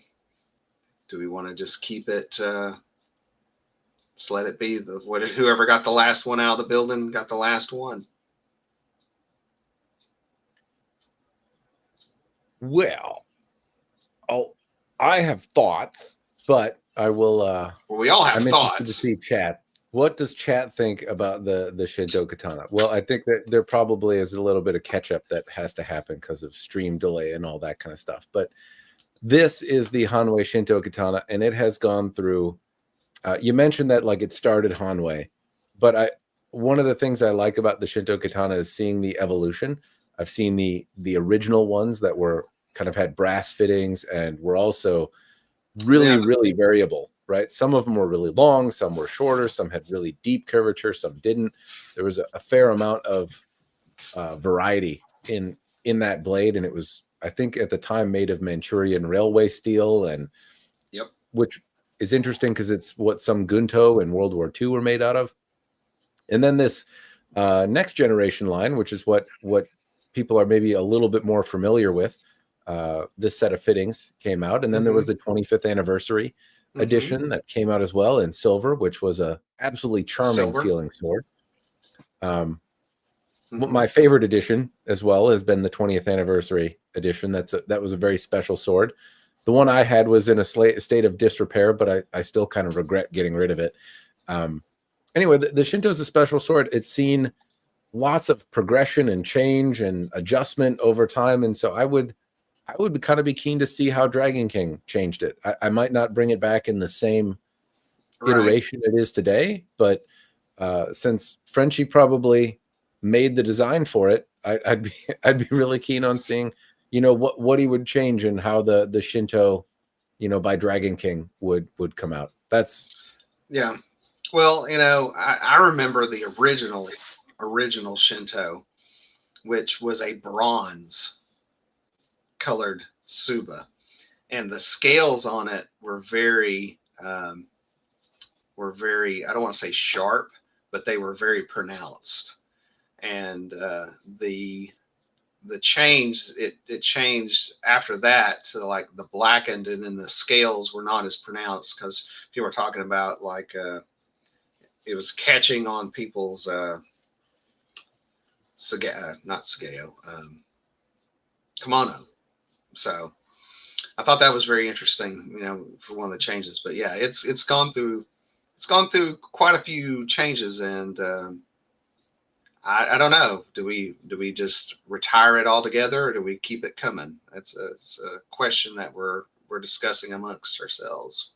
I went to go try and find my original one, and it's buried at the moment. So no quick show and tell for live stream.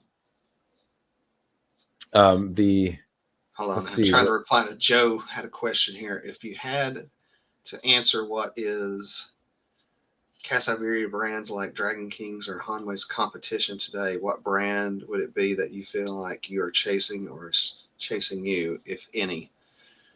I don't know what that means. Chasing.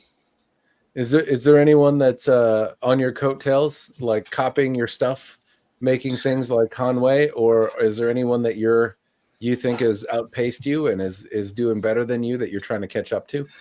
Well, I know it's hard for everybody to believe, but I don't know everything about the sword, the Japanese sword market or the sword industry. I don't get to see my competition. They don't send me their product samples for me to look at. So Should start reviewing swords on the internet, Patrick. Apparently, I need to start my own channel so people will start sending me swords for me to review. But no, I have no earthly idea. The only time I really get to see anything that someone else is doing is at Blade Show, if there's anything there. The sword industry is a very small and incestuous little group of people, and we all know each other and we all talk. So that's one thing you have to understand. I see a lot of, I see photos of a lot of stuff coming from China, direct from China, and it's hard to tell from a photo. And the only time that I ever really get to handle anything that's from our competitors is when a customer of ours sends a sword back to us thinking that it is ours. And that's the only time I really get to look. I get to look at, unless I drive up to Minnesota to see my brother who lives outside of Minneapolis, and I go by Matt's house and he lets me look at his collection. But come on over, touch my stuff. Well, that's a very lewd offer, but no. Thank you, no, thank you. Appreciate that, but I'm gonna say hard pass. But no, I don't really get to look at. I'd like to see some Cloudhammer stuff. I'd like to see some of the other brands that people talk about. Shadow Dancer, I think, is one of the others. I'd like to see it. I'm not opposed to competition in the sense of I think it's healthy. It's good to have somebody that's pushing you. Yeah, I need to come visit RVA Katana. They're probably a lot closer than Matt is. But I think it's good to have competition. We've got a very healthy and competitive relationship with Atlanta Cutlery / Museum Replicas. They do a lot of great things in the market that they do things differently than we do in the market. And we don't feel like we have to do everything. We do the things that we want to do, and we do them well. It's hard. It's hard to compete, in the sense of, there's a lot of, it's like, we were talking about Chinese. I don't know if we were live then, but we were talking about Chinese swords earlier. We may have been off camera. That's a saturated market. There are a ton of Chinese swords out there. Do we have to make everything that everybody's making? No. Do we have to make every type of katana? No. There are some, I want us to have an Odachi for Dragon King, and maybe we might bring back the Hanwei one. I don't know. There's costs that you have to justify, to get a return on investment on that. And, there's, tooling, a lot of that stuff's very expensive. So I say all that to say, I'm not opposed to competition. Now, there are a ton of knockoffs of our products out on the market. So I guess imitation is the highest form of flattery. Talking about the Shinto, I think Amazon's probably got about a dozen different versions of the Shinto katana floating around on it. Am I issuing cease and desist? No. Who's got that kind of time? But everybody knows who started that sword. There's a ton of, and I think I've seen versions of our Oni sword out there. That was an original design, if I'm not mistaken. French, a lot of Frenchie's swords have his own flair to it, so it's obviously somebody has knocked off, those products. You got to see Frenchie's book that the market I hasn't did. I seen. want one. I should have bought one I'm I don't know if they were for sale. They're not, but I'll see what I can do about getting you one. But I mean, those are Frenchie's designs. I mean, yeah. a lot, people don't realize that the Suba designs, for the CAS Hanwei products, were Frenchie's drawings, and all those drawings in that book are from his original portfolio. And that was a charming thing. I think that might have been one of my favorite things to see at Blade Show was that book, because it was just some of the old favorites that I when I first saw the Hanwei catalog, as I'm sure many people did, and like saw some of the designs, like you get to see the original drawing of what Frenchie was after in those, but then you get to see like all of them, and you're like, oh damn, this guy is he's the the Mac Daddy Poobah.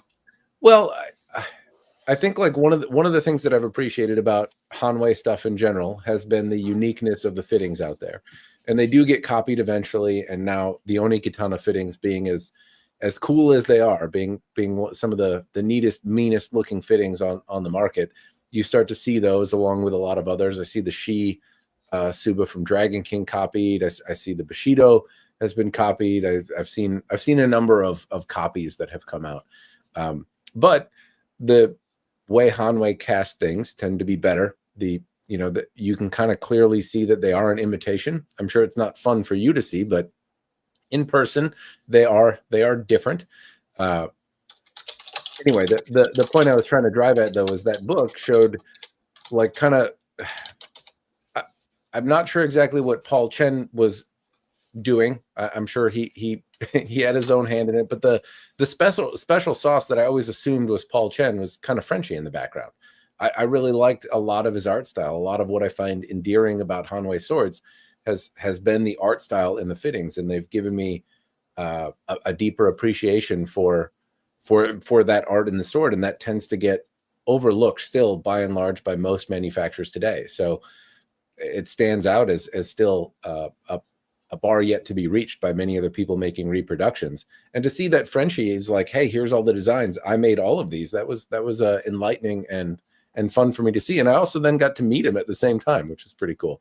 Well, he is planning on being there at Blade Show again this year. So if you come back to Blade Show this year, you will get to meet Frenchie. So travel plans, go to Blade Show. But to answer your question, what was Paul's role in that? It's just like any other. We'll just use Apple. Steve Jobs. I mean, there's always the person with the vision. Paul had a very specific vision, and Paul did a lot of great things. Dalian was kind of known, in China, known as a steel source, and he brought that back. I mean, he revitalized that whole community, by bringing, kind of restoring it to a former glory, in a sense. Does that make Frenchie the Wozniak? Is it? I don't know what that is. That's the doer of Apple. Yeah, I guess. The pushy vision guy. Yeah. I mean, Paul. I mean, Paul's like, I don't think people realize this, but for a number of years, it was. I say this half jokingly, half serious. It was just like, we're gonna design stuff that nobody else can do, and we're gonna prove how badass we are by making this particular product. And then you had Frenchie on the other side going, how are we actually going to make this product? So that's how it worked. And, that's, there's, like Elon Musk, he's the guy who's casting the vision. We're going to Mars. And there's some group of engineers like, okay, how are we going to make this happen?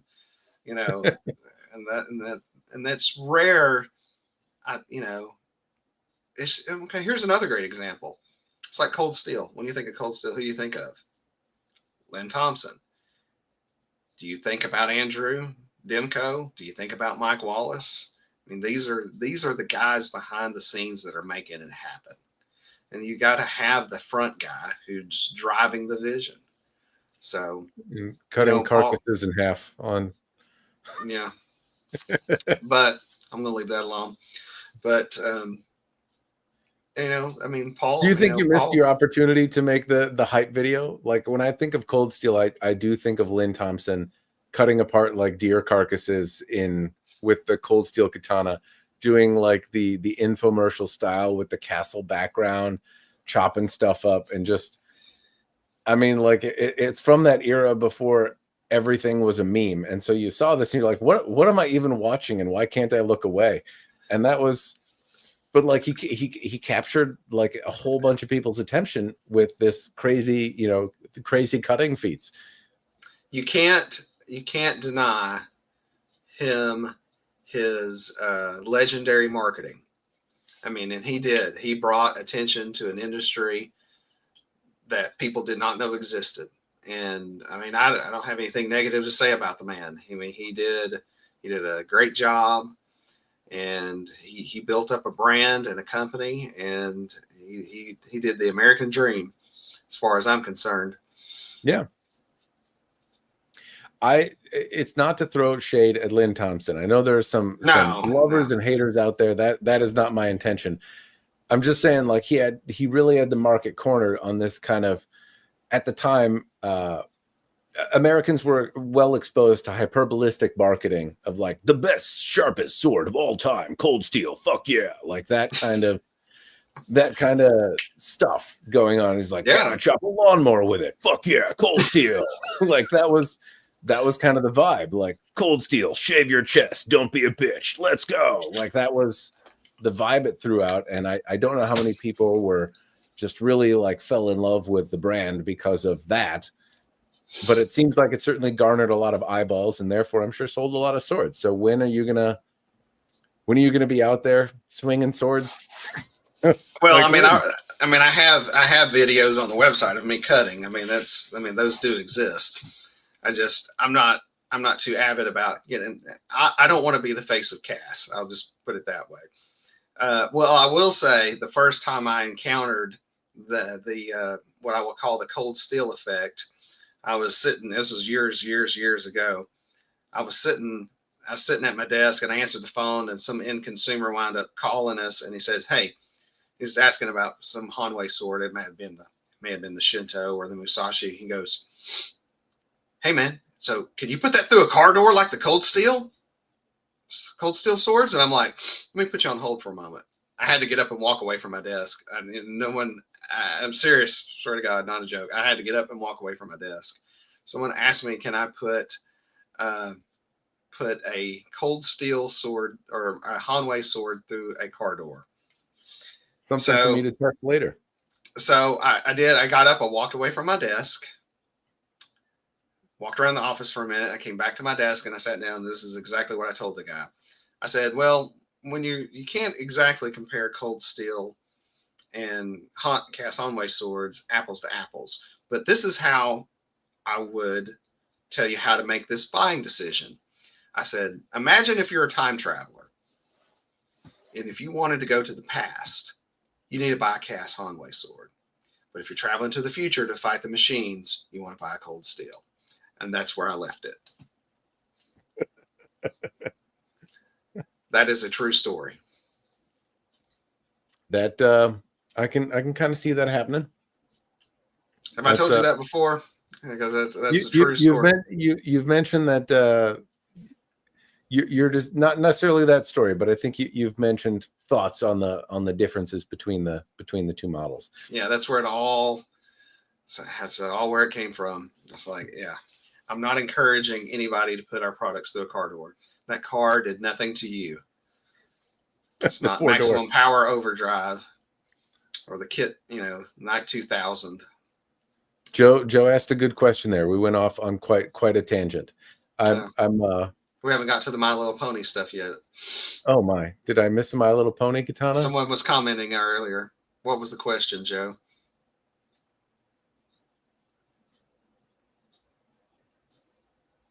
I'm looking for the My Little Pony. It was that was like an hour ago. Oh no, I'm so bad at chat. I never learned to read. Don't share my secret. Damn it. My Little Pony, it's lost to time. I do have some I'm curious about a My Little Pony katana. I don't think that's necessarily in the future for CAS, but there are some things that if you could bring back, one thing that I would love to see a return on is the what was it called?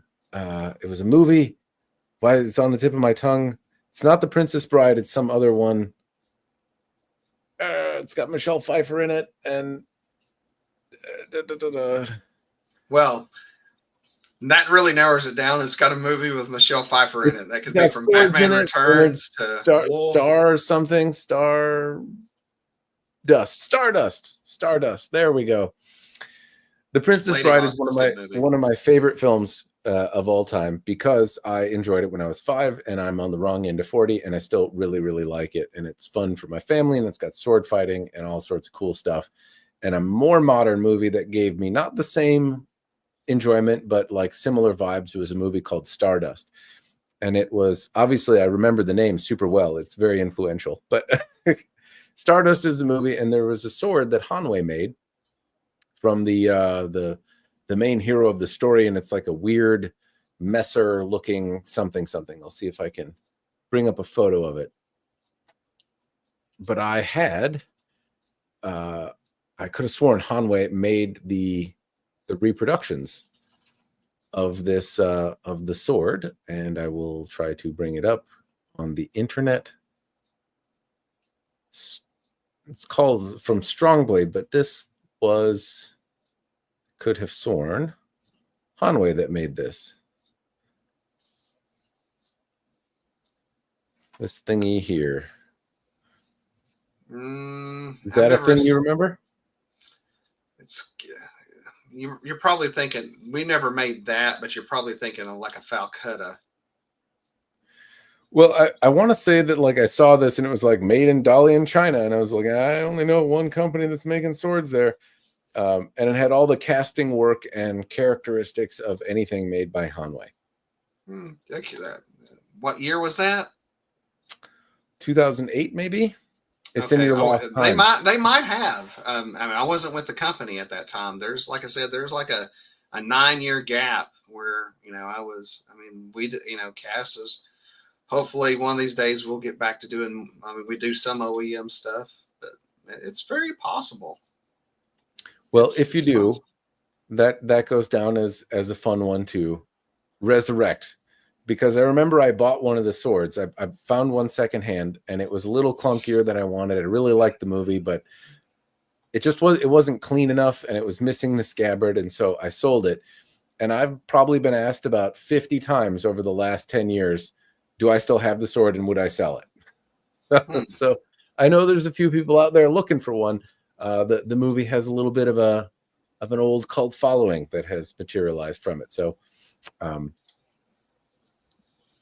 there we go. Thoughts to add to your list of, I'm sure, never-ending swords to bring back from the catalog.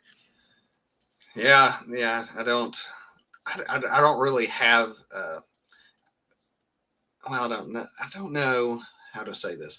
If there was one product, it's not necessarily a sword. If there was one product that if I could snap my fingers and bring back, it would probably be the Trident Mangoche. We get asked for that a lot. We haven't heard from it in a while. Someone hasn't asked for it in a while, but that was a product that was unique to us that no one really did. I don't know if somebody's making one now. I haven't really looked. The market's what if Dragon so King could make lightsabers? Would you like a Dragon King lightsaber? Oh yeah. Now I noticed you have a couple. There's a couple figurines in your background that suggest to me, and I don't want to assume anything, that you might be a fan of something that rhymes with schmarshmores, and so I'm curious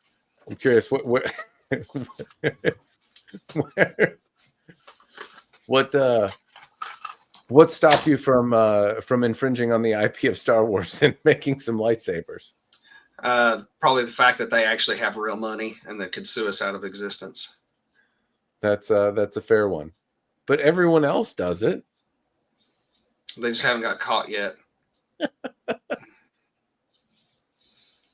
No, I mean, I Is mean, that the top product that you would make if there weren't restrictions from legality and you had the time and like there was a capability? Is that something that you would love to see made?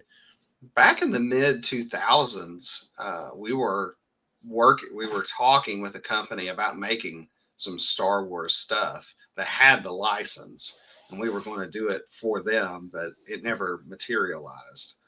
So, but movie prop licensing stuff is a whole nother beast unto itself, because you have to do a lot of upfront money on that type of stuff. If you're, I mean, I know Atlanta Cutlery / Museum Replicas does a lot of that stuff, or they did. I haven't looked here as of late, but when you do that type of product, we did the last thing that I did. We did the Electra movie stuff because we had a ton of swords in the Electra movie, and yeah, there's a whole lot of money you have to pony up front before you sell the first one, and then you have guarantees on top of that. So that's not a direction I would have us go.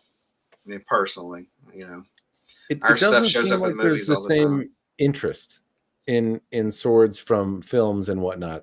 I know Game of Thrones has been really popular. There's been some. It's not that there are shows that feature swords less, but it seems like the urge to go out and buy them almost expired with Lord of the Rings. Like that. Yeah. Oh That was man. the apex, and then like it fell off. Yeah, the Lord of the Rings, man, that's what we call the golden age of swords right there. That whole time frame, you just like swords just disappeared off the shelf during that time. It was a great time to be in the industry, but after the Lord of the Rings ended, it ended. Yeah, and The Hobbit came around. I didn't see the same interest in the swords from that franchise materialize. There's been certainly other things that have shown up, but even lightsabers don't seem to garner the same amount of interest. People get different versions to whack each other with, but not necessarily as like screen accurate props. Game of Thrones seemed to have some interest in swords, but kind of a shadow of what Lord of the Rings did, despite having like swords almost play like main characters in the franchise, Sure. Like they did a little bit in Lord of the Rings.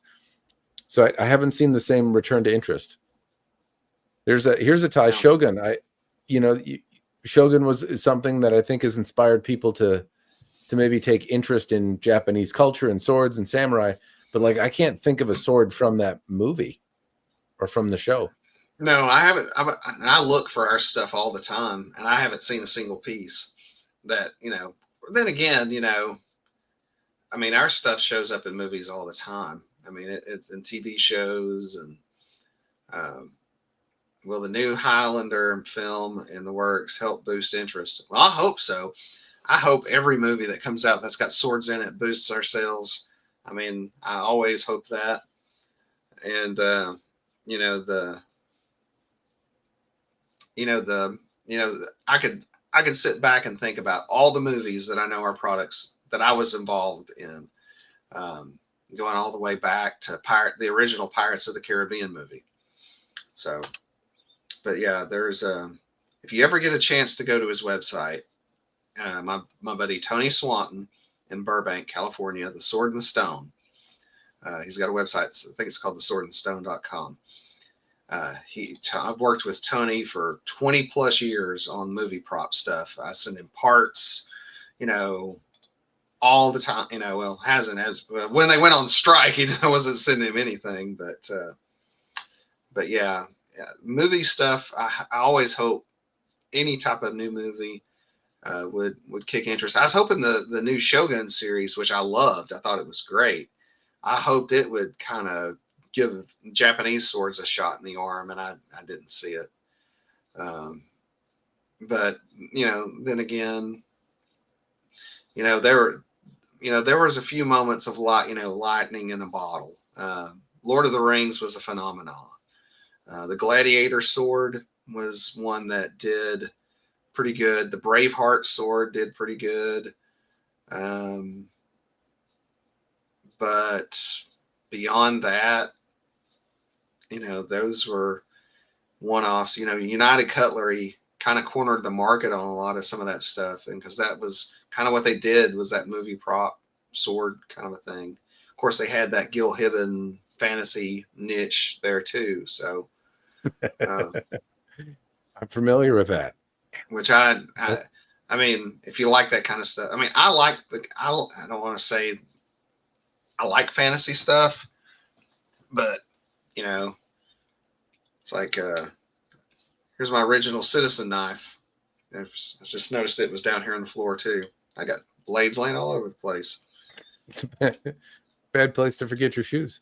Yeah, well, but I like the weird and unique stuff. So I don't know if that's fantasy. I just like strange.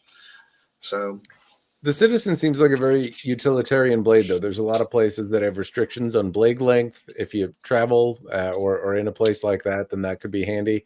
And also, if you're primarily open boxes, like having a giant fixed blade isn't super handy. So having something a little nubbier, I could see that. Doesn't strike me as particularly odd, just practical. Yeah, I mean it's different. I mean, there's been lots of it's funny that I don't have that many pieces myself. I have one sword that was given to me by Paul Chin. It's squirreled away in the closet. I've got a claymore over there that I may get rid of it now that we got a better one from Kingston Arms that I had a hand in. I got a few. I mean, other than a few knives, like the one Citadel piece, I got a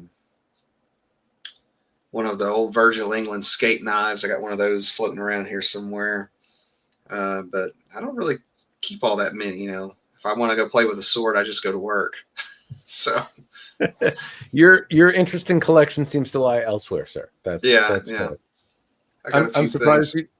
I'm surprised that it hasn't inspired more of an interest in trying to create lightsabers and stuff like that, though. Has there been a tie that from your personal interest in either music or Star Wars or the things that kind of fascinate and tickle you that you've gotten a chance to play with at work? No, not really. There's back in, I remember one time back in the early 2000s, Barry was like, I want to do a sword cane. And he's like, I want to have a skull. He goes, and then why he came to me, he goes, what kind of skull do you think would be on it? Should be on it. Think that would sell. And I said, well, I think you just should do a perfectly anatomical skull and put it on the sword cane. And that's how our sword cane came to be about. So, and he did it. And that's one of, if I had any influence on any product, it's probably that one. From back in the day. Anatomically correct skull and a sword cane. Yeah. It's like you need to do it. It's perfectly normal. I remember that like it was yesterday. It's like, you actually asked me for advice. The man with all this sword knowledge came and asked me about something. It's like one of those rare moments. I got a few of those, 2 or 3 of those moments in my career, but so somebody asked you and listened. Somebody one asked sword me. cane. What's another one, Patrick? What other times did people follow the wisdom of Patrick?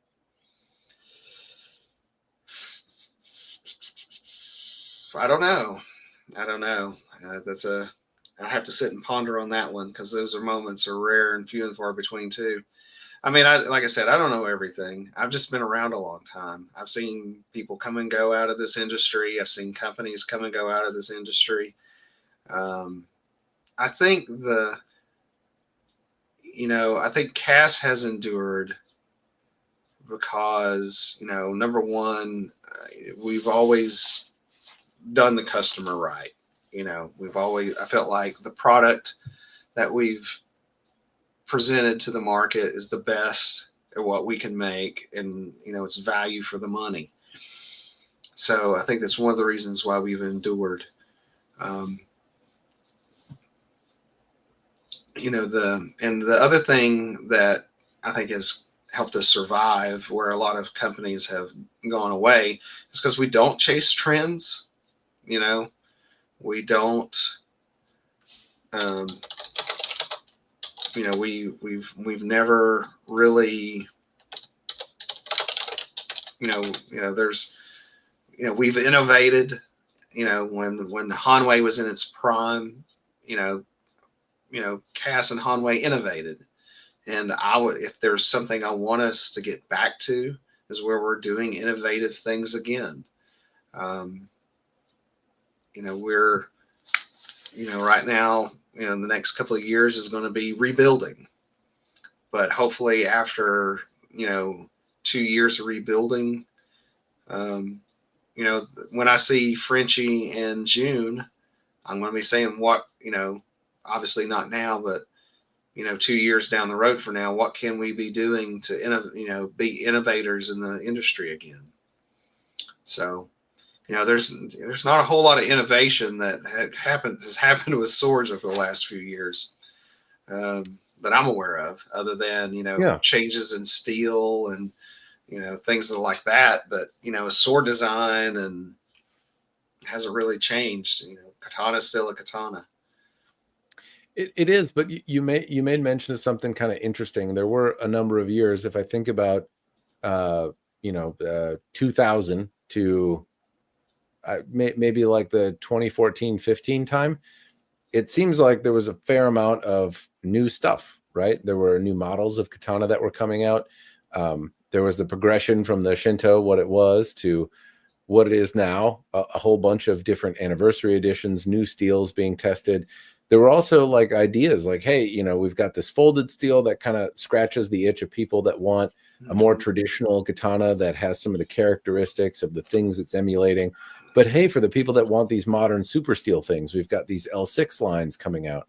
You want a big fat one, you want a little skinny one. Like there was something there to satiate just about any person and price point. None of them were necessarily free, but depending on your budget and depending on your need, there was something that would scratch the itch that you had. And there hasn't been like more to fill that out. The steel kind of iteration stopped, the models slowed down, and things stagnated a bit, all while the market kept coming out with more and different and new stuff. So I can appreciate, I think all of the needs are still there. Like the people that will buy a indestructible sword are still clamoring for one. They want the next strongest, coolest thing. Right.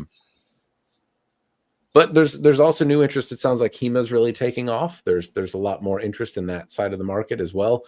And hopefully the next thing, hopefully there'll be some movie that inspires a whole bunch of people to go buy swords again and play with them. Well, I think, and if I'm sorry if I repeat myself, but I think there is something that touches the human mind when we come into tactile contact with a knife or a sword. I think it touches us somewhere deep in our psyche of a primitive time.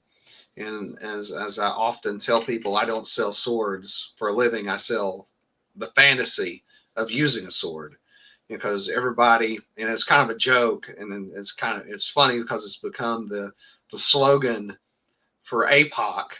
It's just like, if I had $1 for every time I get the phone call from the end consumer saying, hey, I need to buy a sword. I'm like, you need to buy a sword? Why do you need to buy a sword? Well, just in case. So just in case what? So, and like I said, that's kind of been the running joke of APOC, for just in case.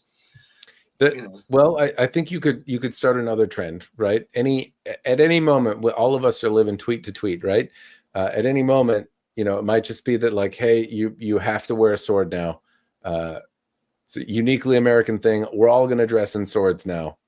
You could draw the new line of fashion accessory swords, and start the trend. Swords you can wear today. Big fashion statement.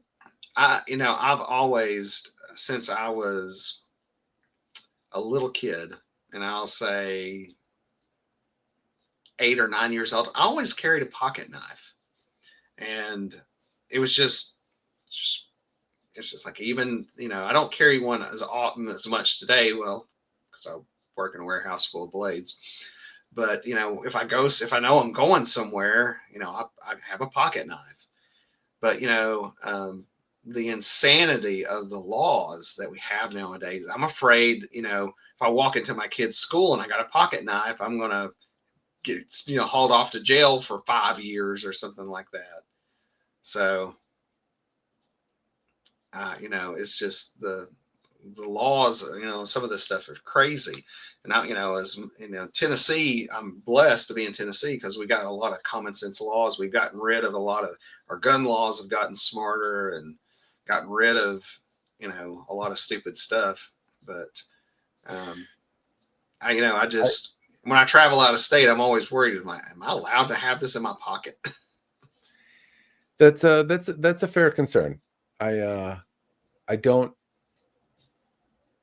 can see why I can see why that would be concerning. I guess I've always, apart from airplane travel where they'll just take it away, I've never really thought about it too much. I've always carried a pocket knife, and I live in a very, very liberal place where the laws are probably different than the knife that I carry. What's more surprising is just that I have a pocket knife. I think most people don't. And seemed rather surprised when you do. And they're like, why do you have that? And can I borrow it? I need it. And I'm like, well, that's fucking why. That's well, yeah, I mean, it's like, you're such a weirdo carrying around a knife all the time. By the way, can you open this for me? I'm like, it's like part of my man card, There was a couple of years there where I didn't have a truck, and I was like, man, I feel like I completely lost my man card. It's like, can I borrow your truck? Like some sort of wimp. So fortunately, I have a truck again, so I feel like I got my man card back. Fantastic. I mean, something's got to make up for all those dolls hanging on the wall behind you. So it's all the little plastic eyes staring at me, y'all. They're action figures. You jerk. They're action figures, you bum. All right. Well, I could show you like my Kiss collection over here, and I got other stuff. It's mostly Star Wars. If it's not lightsabers, I'm surprised it's not a guitar axe, because that would be the other natural thing with your interest in music, is to make a guitar that is also a functional axe. They're not comfortable. I wouldn't imagine. They're not but comfortable. I've flirted with getting one on a couple of occasions, and I'm just like, it's not for me. That's a good way to cut your arteries open while you're playing. But at the same time, I'm just saying, like, if anyone could design one, you have the knowledge, sir. If anyone could bring those two worlds together, it would be you. It was funny that you bring this up. I was actually talking to a guy about making Damascus steel pick guards for guitars and plate covers and things like that. And I'm thinking to myself, and doing some fancy Damascus and laser etch stuff, and I'm like, man, you know how much weight that's going to add to that guitar, because it may, a bass guitar is about 8 or 9 pounds, and by the time you throw on a 2 or 3 pound pick guard to it, that sucker's going to be heavy. Yeah, you don't need your shoulders. It's fine. Yeah, I've already got issues as it is. Yeah, it's okay. I suppose then you add the axe blade. You've got a 25-pound guitar. It's going to be great. It's going to be great. You're going to want to play it, pick it up. You're going to get so buff. It's going to be great. No. Well, I guess the question I need to ask is, have I answered everybody's question tonight? So if we've answered everything. I think you've been much better at monitoring the chat, sir, than I have. And I think it's probably a good time to say, to wrap things up here. Stick around for a minute after I close things down. I've been blabbering at you with questions for more than 2 hours now. So I will say thank you to everyone who has kept the chat lively. Thank you to Patrick for joining and actually paying attention to the chat. And I did my best. Yeah, keeping the conversation going.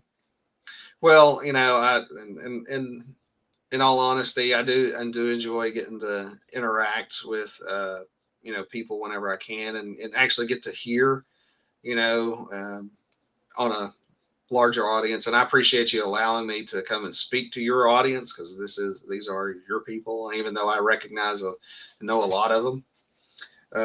Just what what I want everybody to understand is, we do our best to hear what everybody has to say about the products. And I know there's a guy in there, Joe, no, not Joe. I know Joe, Eric. I asked him a question. He actually responded, and I do try my best to get everybody's feedback and try to implement it when I can. But everything that we do has a specific set of parameters in which we can manufacture things. And it's talking about some certain brand always has emperor nodes. Well, we could do that on every katana, but they would also be very expensive. Everyone, there's lots of things that we could do that would drive the price up. Would you rather have, real SAM-A? I mean, if you want real SAM-A with emperor nodes on every model for 100 swords, that's a whole lot of waste for us to do. And so, I always want to respond to things like that. We could do a lot of things, but, it would make a lot of things not very affordable the way that you would want them. But, what I want to always do is improve on the little things that make it great. As you started out talking about the spring sakura and all that, there's a lot of little things that I said, these are things that we can affect that aren't going to drive up the price. We need to pay attention to this, need to pay attention to that. And that's what I'm excited about for the future for CAS Hanwei, is that we're going to be able to make those improvements that we've not been able to for the last few years. I'm really happy to see that as well. It was a joy to get to tinker with that sword. Hanwei is hold near and dear. People ask me all the time what my favorite sword is, and they're often surprised when I tell them it's a bamboo mat from Hanwei. It's been customized and it's a bit of an odd duck, but it stands out. Obviously, I nostalgia or just one particular endearing sword doesn't matter. I'm rooting for Hanwei, and seeing kind of bitching about the same things for years and years and years is a bit of a drain. You're looking, I'm always looking to see like what's improving, and seeing the most recent edition from Dragon King really gave me a lot of energy for what's to come. There's some things on there in terms of fitment that I haven't seen other folks, even your competitors, do. The shape of the handle, for one, is excellent. It indexes really well. As a practitioner, I really liked the way it indexed and felt in my hand, and that's not something that other people do. But other things, the Ito was tight, finally, right? Like, I'm not complaining about it. I think it's just you in Minnesota. I'm just going to be honest. It's you and your part of the country. It's like you might as well be in Arizona. It might be the odd, perpetual winter spot that I live, but I have other swords. I have a bunch of other stuff around, and I didn't complain about it with the Citadel piece either, right? Like there's a way to do it. It just has to be exceptionally well done, and that was nice to see in the Dragon King. And then on top of that, you got Seinfeld man hands. I do have some sausage fingers going on. It's a fair thing to say there are some extenuating circumstances here, but I'm comparing them across, hundreds of videos that have been around. So it was very nice to see a lot of very meaningful change, and to see Dragon King be able to be compared to other people who nip and tuck things really well. And that was a real step up. And it was also really nice to see it in a sword that was affordable. So I'm eager to see what Dragon King can do in the future. I think the models are in good hands as well. So, I'm excited. I'm excited that the CAS Hanwei brand is going back into the hands of a lot of the original guys who know how to make the product. I have nothing but optimism about the future for the swords. I'm looking forward to making many of the much needed upgrades, those that needed it. There are going to be some things that may not be the same as it was once before. And I hope the things that people want to stay the same, we can keep them the same as best as we can. But there's going to be change, and then I think that's going to be hard for people. Some people are not going to be happy that we're moving all the medieval European stuff into Kingston Arms. Well, that's the niche, and I'm not worried about, this may be a terrible way of saying it. I'm looking to the future and how future customers are going to find the right product. So it's just, it's inevitable. We've got to make some changes. Well, if you make good stuff, I think people will show up for it. And anyway, that's I think a very positive note to end on, Patrick. There's bright things to come. So I appreciate you sticking around. Thanks, chat, for lingering with us. Here's all. Thanks for watching.